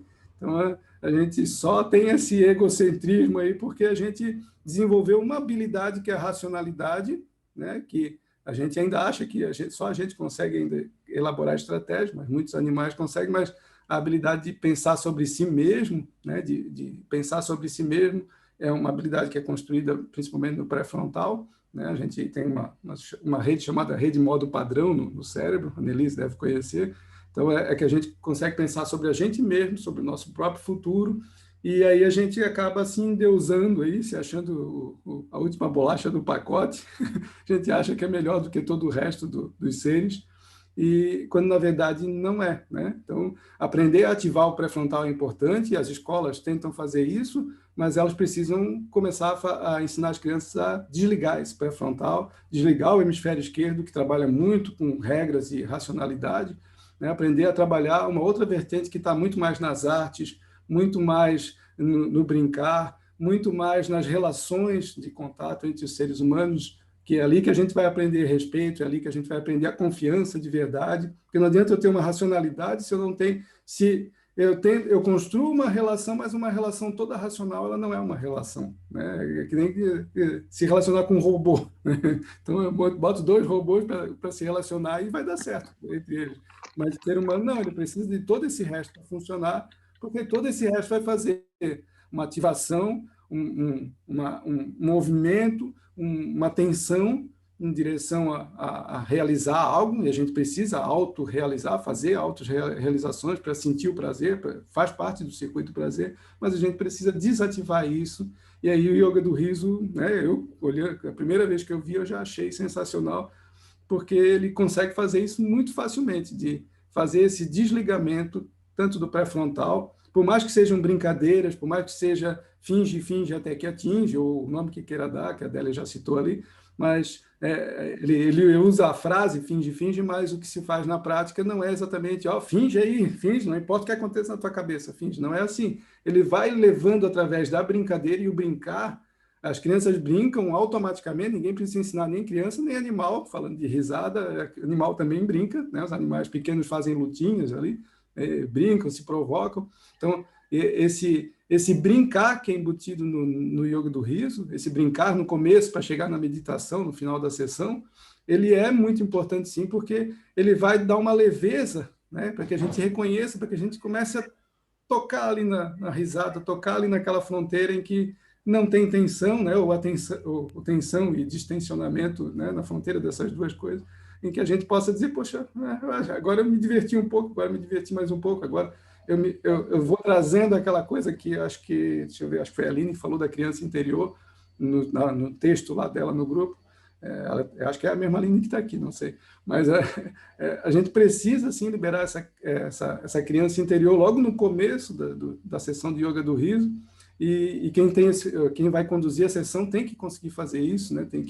Tem esse difícil trabalho que é não ficar explicando a teoria sobre o riso, de onde veio, lá, por isso que o Sandro fala que tem que ser rápido, mas passar logo para as brincadeiras, que elas são brincadeiras que a gente sempre deve levar para um contexto mais infantil, e mesmo usando algumas coisas eu tenho a conta para pagar, né? Que aquela manda olhar a conta e rir, mas com uma leveza, né? Mesmo jeito que o toque no corpo da criança, para que ela possa sentir prazer e vir até mim para aprender o que é isso que está me dando prazer, para buscar isso, a gente precisa, nessa brincadeira, fazer com que a pessoa diga, legal, eu tenho conta mesmo para pagar, estou ferrado, eu vou dar uma risadinha sobre mim mesmo. E aí começa a liberar isso para chegar depois, no momento da meditação, no final da sessão, e realmente entrar em contato não só com a criança interior, mas entrar em contato com essa fronteira que o Masa estava falando ali, de onde é que é o meu limite, onde é que é a minha fronteira, até onde eu posso ir, né? Até onde eu sinto realmente prazer, porque chega depois de um ponto, vai ser um excesso de liberação de substâncias que pode causar um desprazer, né? Então, Ô, Marcelo, desculpa falar demais, eu vou fazer um comentário aqui muito rápido, porque acho que você resolveu uma grande questão da minha vida, quando você falou do desativar, né, o frontal.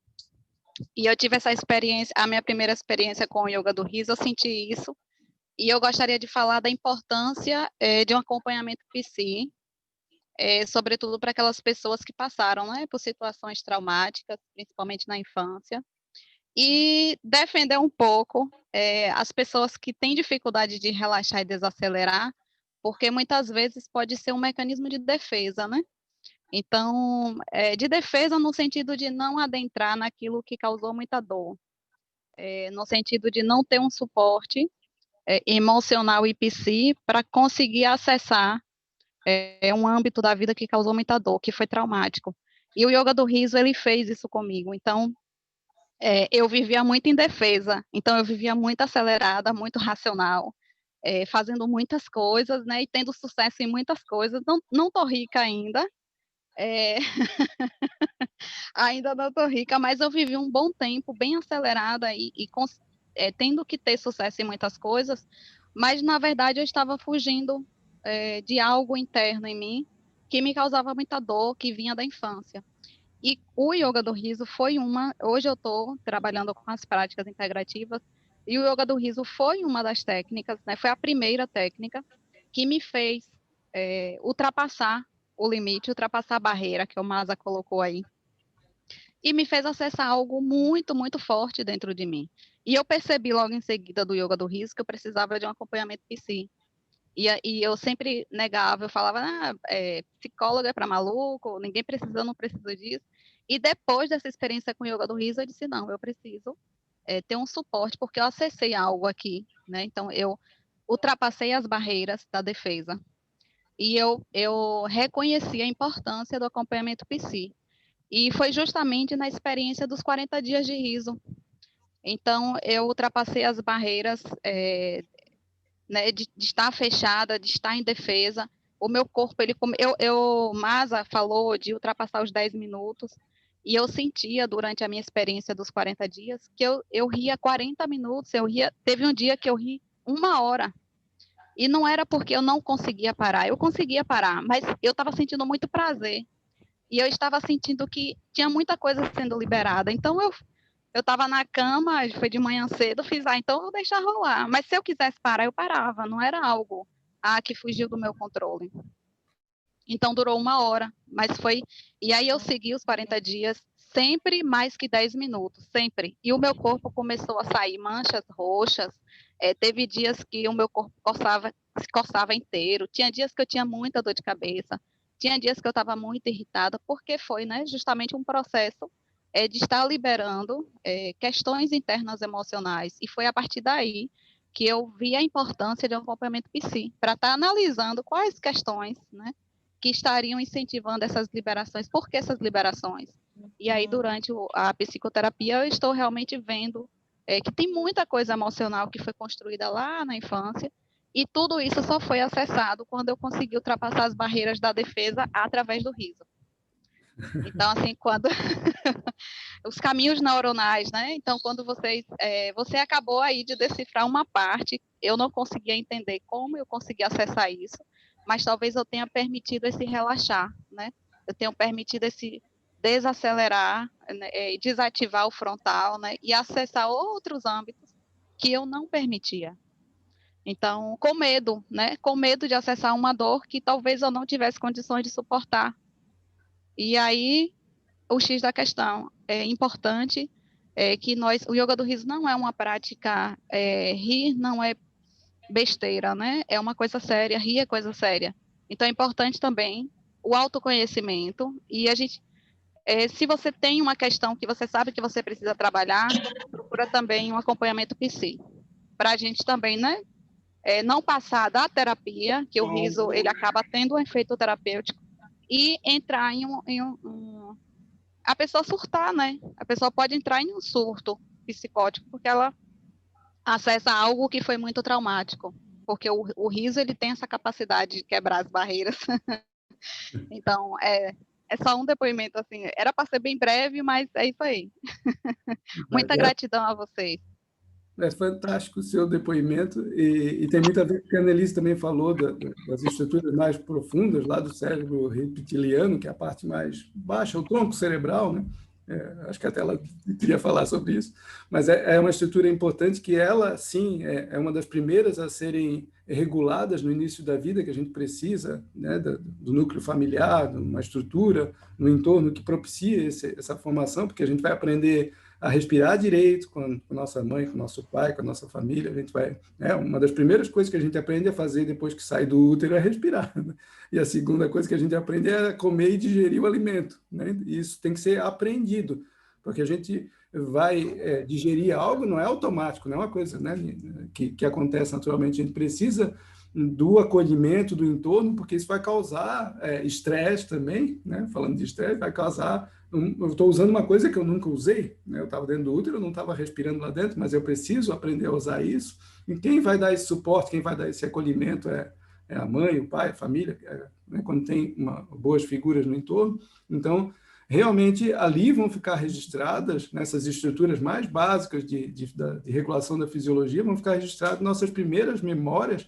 Elas já começam lá no útero, na verdade, né? Porque ali, 4º, 5º mês, a gente já tem o sistema auditivo, já tem uma boa parte do sistema tátil bem funcional, e aí já começa lá dentro, mas principalmente depois que nasce, e esse primeiro ano em que a gente nasce com reflexos, e a gente vai aprendendo a transformar reflexos em movimentos intencionais, a gente precisa desse suporte, e ali os traumas que nascem ali, os traumas, né, as dificuldades, as coisas mal resolvidas ali, vão ser memórias muito profundas, de ritmos que vão estar associados, sim, vão chegar lá no hipocampo, a nossa sede de memória, mas eles vão chegar em atividades muito lentas, em coisas que são muito longe da consciência, a gente não tem como acessar isso de forma consciente e racional, e aí trabalhos como o yoga do riso, a própria terapia que envolve o corpo, que é muito mais fisiológica do que racional, são importantes para a liberação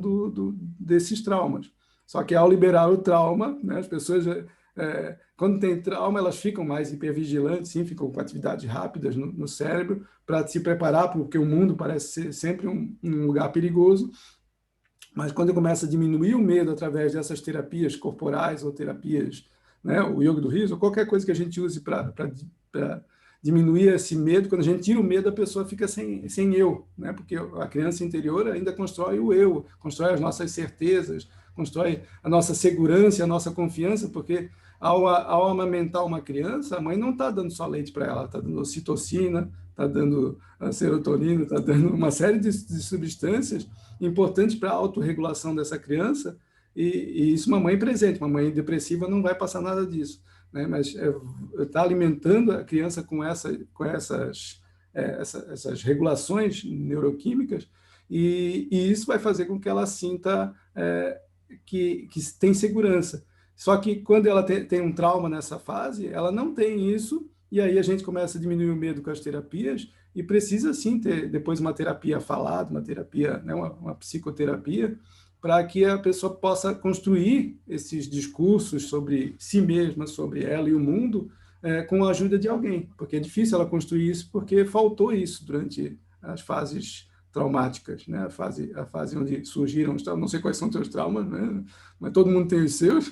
Então, a gente, quando trabalha isso na psicoterapia, quando a gente vai nesse... Por isso que eu falei do portal do autoconhecimento, né? O riso está lá nessa fronteirinha onde a gente não diferencia nem positivo, nem negativo, nem espiritual, nem terreno. Está lá nesse lugarzinho onde o corpo sente prazer, e essa estrutura do circuito do prazer, ela é toda do tronco cerebral para a parte da frente, onde a gente dá respostas motoras. Então, ela sobe no tronco cerebral e usa toda a região frontal do cérebro, as regiões subcorticais, embaixo do córtex, ali da casca do cérebro, os gânglios da base, uma série de estruturas que não vem ao caso, mas essas estruturas, elas vão ser colocadas em funcionamento a partir do movimento, a partir de uma interação, a partir de uma relação com o outro e com o mundo, e precisa do prazer envolvido. Eu procuro o prazer, né? Não, eu falei no outro vídeo que tem o prazer e o desprazer, não exatamente pelo desprazer, mas porque a apatia é o contrário do prazer, né? A apatia, eu sinto prazer, é o que todo mundo busca para fugir da apatia, porque a apatia é a sensação de morte,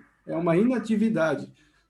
Ao contrário da meditação, que a gente não procura a apatia na meditação, a gente procura um movimento em que tanto o corpo quanto a mente estejam num movimento sereno, tranquilo, delicado consigo mesmo, né? A gente procura isso, um lugar onde eu possa funcionar, onde eu possa ficar num estado mental que é conhecido hoje como estado de flow, né? O estado de fluxo, entrar no fluxo do que está acontecendo, e não no estado de apatia, de desaceleração. Não é isso que a gente busca, porque o contrário do circuito do prazer funcionando é um circuito do prazer que não se coloca em funcionamento, não tem estímulo, não tem nem eutimia, nem o eustresse, nem o distresse, é um estado de apatia, que é um estado que na psicanálise, para quem é da área da psicanálise, é a pulsão de morte, né? É um estado de buscar a morte, buscar a destruição, se encolher e deixar de existir. E esse é um estado que todo mundo foge, por isso que a gente se movimenta. Por isso que a vida é assim de movimento, né? Todos os seres se movimentam, sejam plantas, todos, é preferível ir se movendo e perdendo os telômeros, no caso do humano, para morrer no final, do que ficar parado e morrer agora, né? Então, tem uma preferência biológica aí. Mas muito obrigado pelo seu depoimento aí, Sebastião. Não, e o bom do riso, do yoga do riso, é que ele te acessa despretensioso. Então, e eu sou um tipo de pessoa que se você me disser A e eu for obrigada a, eu vou criar 1 milhão de mecanismos para te mostrar que é B. E o riso, ele chega assim, ele invade, né? Ele acessa e ele não pede licença, né? E ele não debate com você. Então, você não vai para uma sessão de yoga do riso pensando em raciocinar, pensando em debater. Você simplesmente vai rir. E aí é nesse âmbito, nesse terreno despretensioso, e você vê que é um terreno que você confia, que você se entrega, sem nenhuma outra demanda, né? Então, é nesse momento que você pega com como é que fala? Calça curta. Que o riso chega, ele invade, ele avança as barreiras e ele acessa o que tem que acessar. E você nem vê que acessou. Então, assim, para mim, o grande barato do yoga do riso é esse. Ele chega e invade, te acessa, e de uma forma muito gostosa, de uma forma muito bonita, e te coloca ali no processo, né, de autoconhecimento muito, muito necessário, que normalmente a gente estaria em defesa, que a gente estaria evitando. E o riso vem e mostra que tudo pode ser possível e com muita graça. Independente de qualquer dor, pode ter muita graça. Gente, com licença. Primeiramente, posso só dar uma sugestão? O nome do grupo é Teoria. A gente tá muito no Theo aqui há muito, muito, muito, muito tempo. Isso é muito lindo ver o Marcelo falando, o seu depoimento, Sebastião. Mas vamos fazer pelo menos uma respiração profunda e consciente, onde a gente inspira, eleva os braços lá em cima e deixa esse conhecimento penetrar entre o nosso corpo, para que a gente possa se tornar um líder de yoga do riso melhor, um estudante do riso melhor, uma pessoa melhor, e possa vir ideias e insights bem melhores para a gente. Vamos fazer essa proposta nesse momento? Tudo bem? No 3. Então, 1, 2, 3. Elevamos o braço lá em cima, inspirando. Segura um pouquinho. E solta.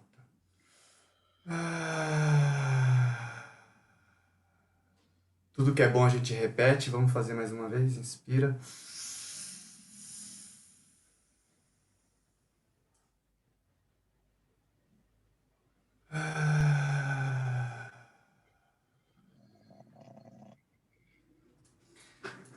Gente, gratidão. Nossa, eu tô me sentindo assim por dentro muito grato. Muito grato. Porque quando o Marcelo foi falando ali, eu sou leigo sobre tudo que eu queria agora mesmo era abrir aqui e falar, putz, você, cara, fica aí. Peraí, e fazer os exercícios mesmo, pegar uma escovinha, eu preciso limpar você. Você, hipófise, você dá uma segurada aí. Agora você, límpido, vamos agir, cara, demorou. Tudo que eu queria nesse momento era fazer isso, mas eu não consigo, eu não sei. E tudo eu sinto que é questão de prioridade. E aí, vendo vocês falar isso aí, nossa, eu vou absorvendo, vendo a Sebastiana falar, e aí eu vou dar um exemplo muito simples aqui e doido. Quando eu tive minha primeira catarse de riso lavando louça, que na verdade era para me lavar a louça em 10 minutos, eu acabei arrumando a casa todinha em 42 minutos. Foi o dia que eu mais ri, e eu ri fazendo as coisas, e aí tinha hora que eu chorava e ria. E aí eu precisava fazer o almoço. Aí eu falei, eu vou no mercado. Aí quando eu fui no mercado, eu encontrei assim na parte do hortifruti, as laranjas. tudo arrumadinha, linda, uma na outra. Aí na hora que eu vi aquilo, veio uma lembrança minha quando eu tinha meus 11 anos, que eu trabalhava num sacolão e eu arrumava aquelas laranjas ali. E aí eu acessei uma lembrança, uma memória que era legal, que foi um dos meus primeiros empregos e eu tinha uma sensação maravilhosa de prazer. E aí veio aquela lembrança e aí eu tipo, nossa, que louco isso! Eu fiquei encantado com aquilo. E aí eu voltei pra casa e tipo, sabe, foi um prêmio, de toda aquela sessão foi um prêmio. Fora as coisas que enquanto eu tava lavando louça, lembrando as coisas que meu pai me fez de mal, só que aí eu falava, filha da mãe, eu te perdoo. E rachava o bico. E aí comecei a ter acessos. E aí quando eu senti isso, depois que terminou, o corpo leve, o corpo tipo vibrante, a pessoa, sabe, feliz do mundo, desempregado, sem diploma, sem nada, mas sabe, uma pessoa feliz. E aí eu falei, eu preciso levar isso adiante. Preciso sentir mais isso e preciso fazer com que as pessoas sintam. E aí na semana seguinte veio a Semana do Yoga do Riso, online. Nossa Senhora! 30%, 40% dos profissionais de yoga do riso eram psicólogos, eram nutricionistas, eram pessoas de terapias integrativas. E aí o quanto eu vi a riqueza na onde eu estava inserido, né? E aí eu falei, caramba, que doido isso. E aí eu fazia uma sessão e participava de uma sessão. E participava de uma live da onde a pessoa falava do processo do riso no nosso corpo, tudo. E aí, como hoje, isso tudo foi me alimentando. E aí eu falei, não, eu vou levar isso adiante, eu vou levar isso adiante, eu vou levar isso adiante. E aí, uma reunião com o Madan Katara, ele solicitou para a gente criar um link do Clube do Riso e unificar tudo isso. Aí eu falei, nossa, que desafio. Eu estou numa família enorme, mas, por exemplo, uma irmã minha, a Aline Costa, tá lá na Chapada Diamantina, o meu irmão Marcelo tá lá em Santa Catarina, minha irmã Seba tá lá do outro lado do Brasil. E como eu vou fazer, então, para viver junto dessa família e sentir essas sensações e prosperar tudo isso? Aí eu falei, eu vou assumir esse compromisso do link. Aí eu assumi o Clube do Riso, comecei de novo a acessar as pessoas, porque não tem como criar um evento presencial como foi no ano passado, em novembro, que tinham pessoas presentes. Eu falei, eu vou assumir o Clube do Riso e continuar vivendo com essas pessoas. E aí foi acontecendo. Porém, a família deu uma baixada, mas veio pessoas novas. E aí a família deu uma levantada. E veio pessoas que hoje faz você entender o porquê você ri ou não ri. Então é aquele processo que eu estava buscando. E aí eu falei, eu vou deixar. Eu comecei a estudar muito o yoga, a teoria, tudo. Eu comecei a estudar muito sobre o riso. E aí chegou uma hora que eu falei, nossa, eu não tô rindo. Eu parei na hora. Aí eu falei, eu vou praticar. Enquanto eu não praticar 1000 sessões de yoga do riso, eu não vou querer, sabe, desvencilhar aquilo. E aí eu comecei a fazer isso. Eu não liderei ainda 1000 sessões de yoga do riso. Falta pouco. Mas a partir do momento que eu comecei a abrir aquele link, uma vez por dia, todo dia, aí duplicou. Agora são 3 vezes. Hoje já são 3 vezes por dia. Porém, tinha sessão que eu doava e eu não ria. Porque eu tinha preocupação, que nem o Marcelo falou, que a gente tem... não que a gente tem, eu entendi, Marcelo, não de uma obrigação de fazer o outro rir. Mas sim facilitar na base dos exercícios, não do fingimento, dos exercícios, que a pessoa chegue no riso genuíno. E da mesma forma que eu acessei isso, eu vi que é possível acessar, as pessoas acessarem. E da mesma forma que eu vi as pessoas acessarem isso, aí já era, gente. Aí começou a explodir. E aí eu comecei a acessar muitas outras coisas. O meu nível de amorosidade... Nossa, eu tô até doideira, emocionado e arrepiado aqui. Ele, subiu. A consciência subiu. A aceitação subiu. E aí, agora,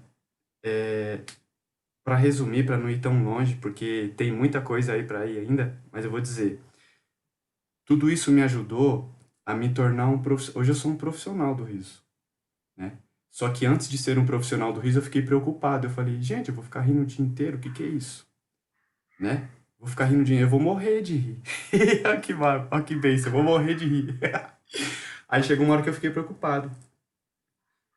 Só que em vez de voltar a estudar, eu falei, busquei um pouco do Sandro, busquei um pouco nos cursos, em algumas coisas, e falei, eu vou criar estratégias. Então, por exemplo, se eu lidero 2, 3 sessões por dia, uma sessão eu vou usar muito o racional mesmo, que eu vou simplesmente fazer com que as pessoas riam, mas eu vou só abrir a boca e respirar, que assim eu vou continuar com o meu corpo tranquilo, não vou desgastá-lo e não vou desgastá-lo também o meu organismo, como a gente sabe que é importante.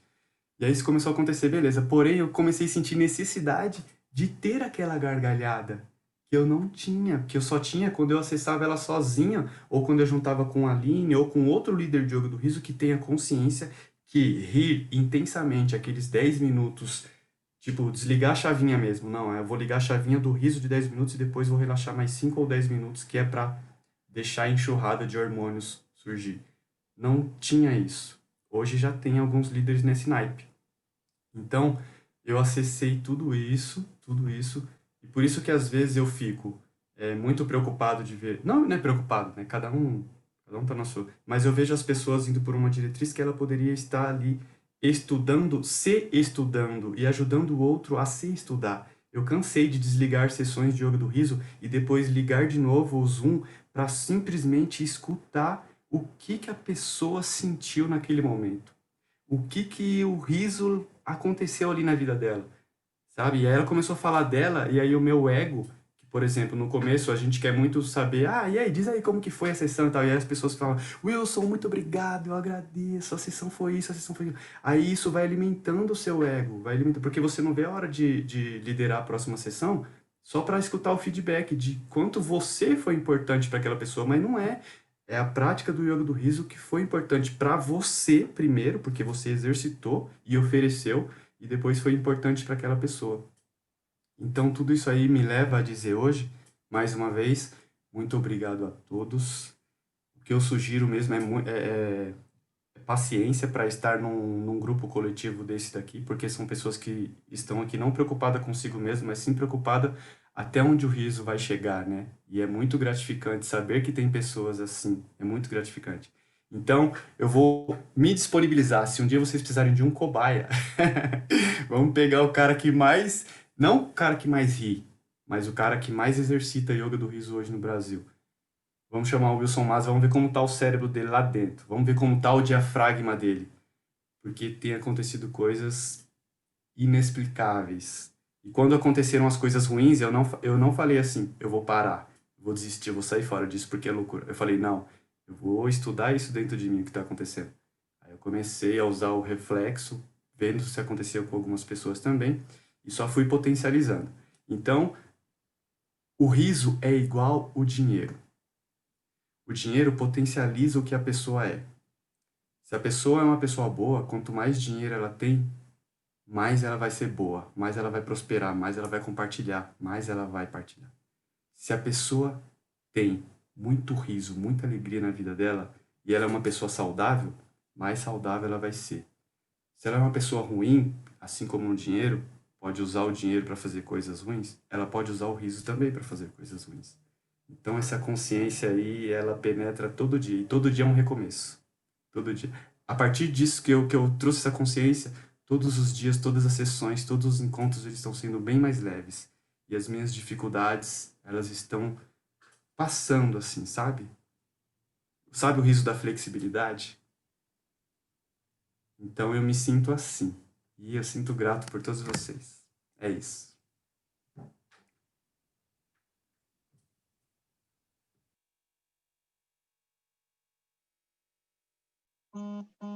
Vou fazer mais uma inspiração profunda para aterrar tudo isso daí. Vocês fazem o que vocês quiserem.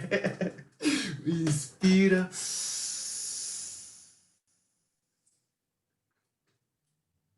E solta.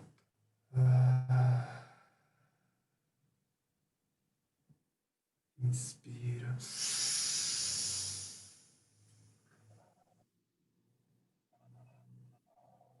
Solta. Arrastei. William, teu microfone está desligado, estás falando, mas não está saindo o som aqui. Obrigado, Marcelo.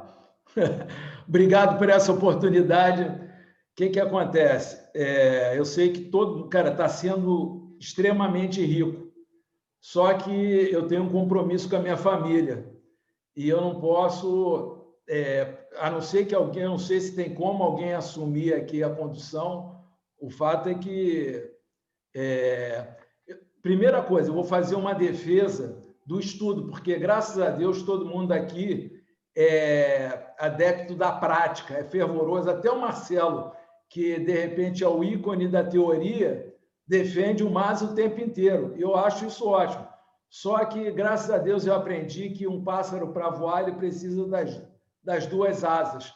E é um prazer ver o MAS aqui dando um testemunho da prática dele, porque isso é estudo. Então, ver a Sebastiana mostrando que pontes indevidas podem ser quebradas. Então, você vê a riqueza do estudo. Sem isso, a gente não teria acessado toda essa riqueza. Feita essa defesa, eu vou, se as pessoas quiserem falar brevemente, fazer um encerramento, eu vou abrir. As pessoas podem fazer esse encerramento, depois a gente faz um minuto de riso e encerra. O que vocês acham? Ô, William, eu posso, se você quiser, você pode passar o anfitrião para mim, e aí eu começo a regravar aqui, porque eu sinto assim, ó, sempre quando tem isso aqui, a gente falou muito de teoria, mas eu sempre sinto que tem algum coração que quer falar alguma coisa. Não, aqui principalmente, cara, com certeza, vou fazer isso agora. E aí você conduz o que... Aí você depois passa... Só te peço o seguinte, me passa o vídeo do que você gravar, por e-mail, por qualquer forma, para eu colocar lá no Teoria. Tá legal? Passo. Deixa eu...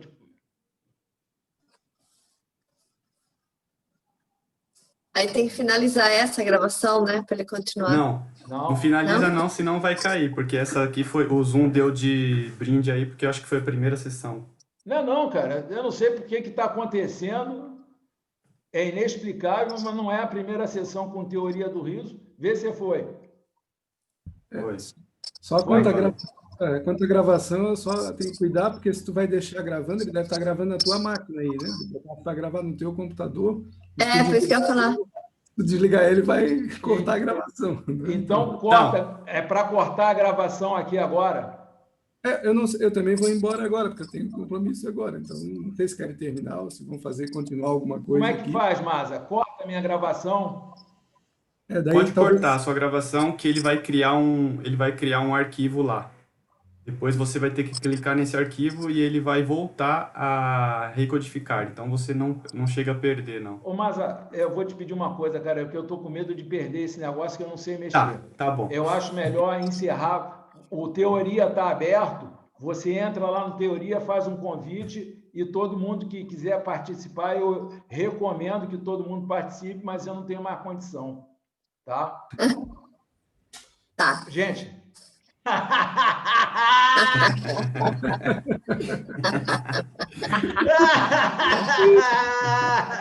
Gratidão. Eu tô rindo da minha saída, fazer o quê? Não, tá tudo certo. Gente, até próximo sábado.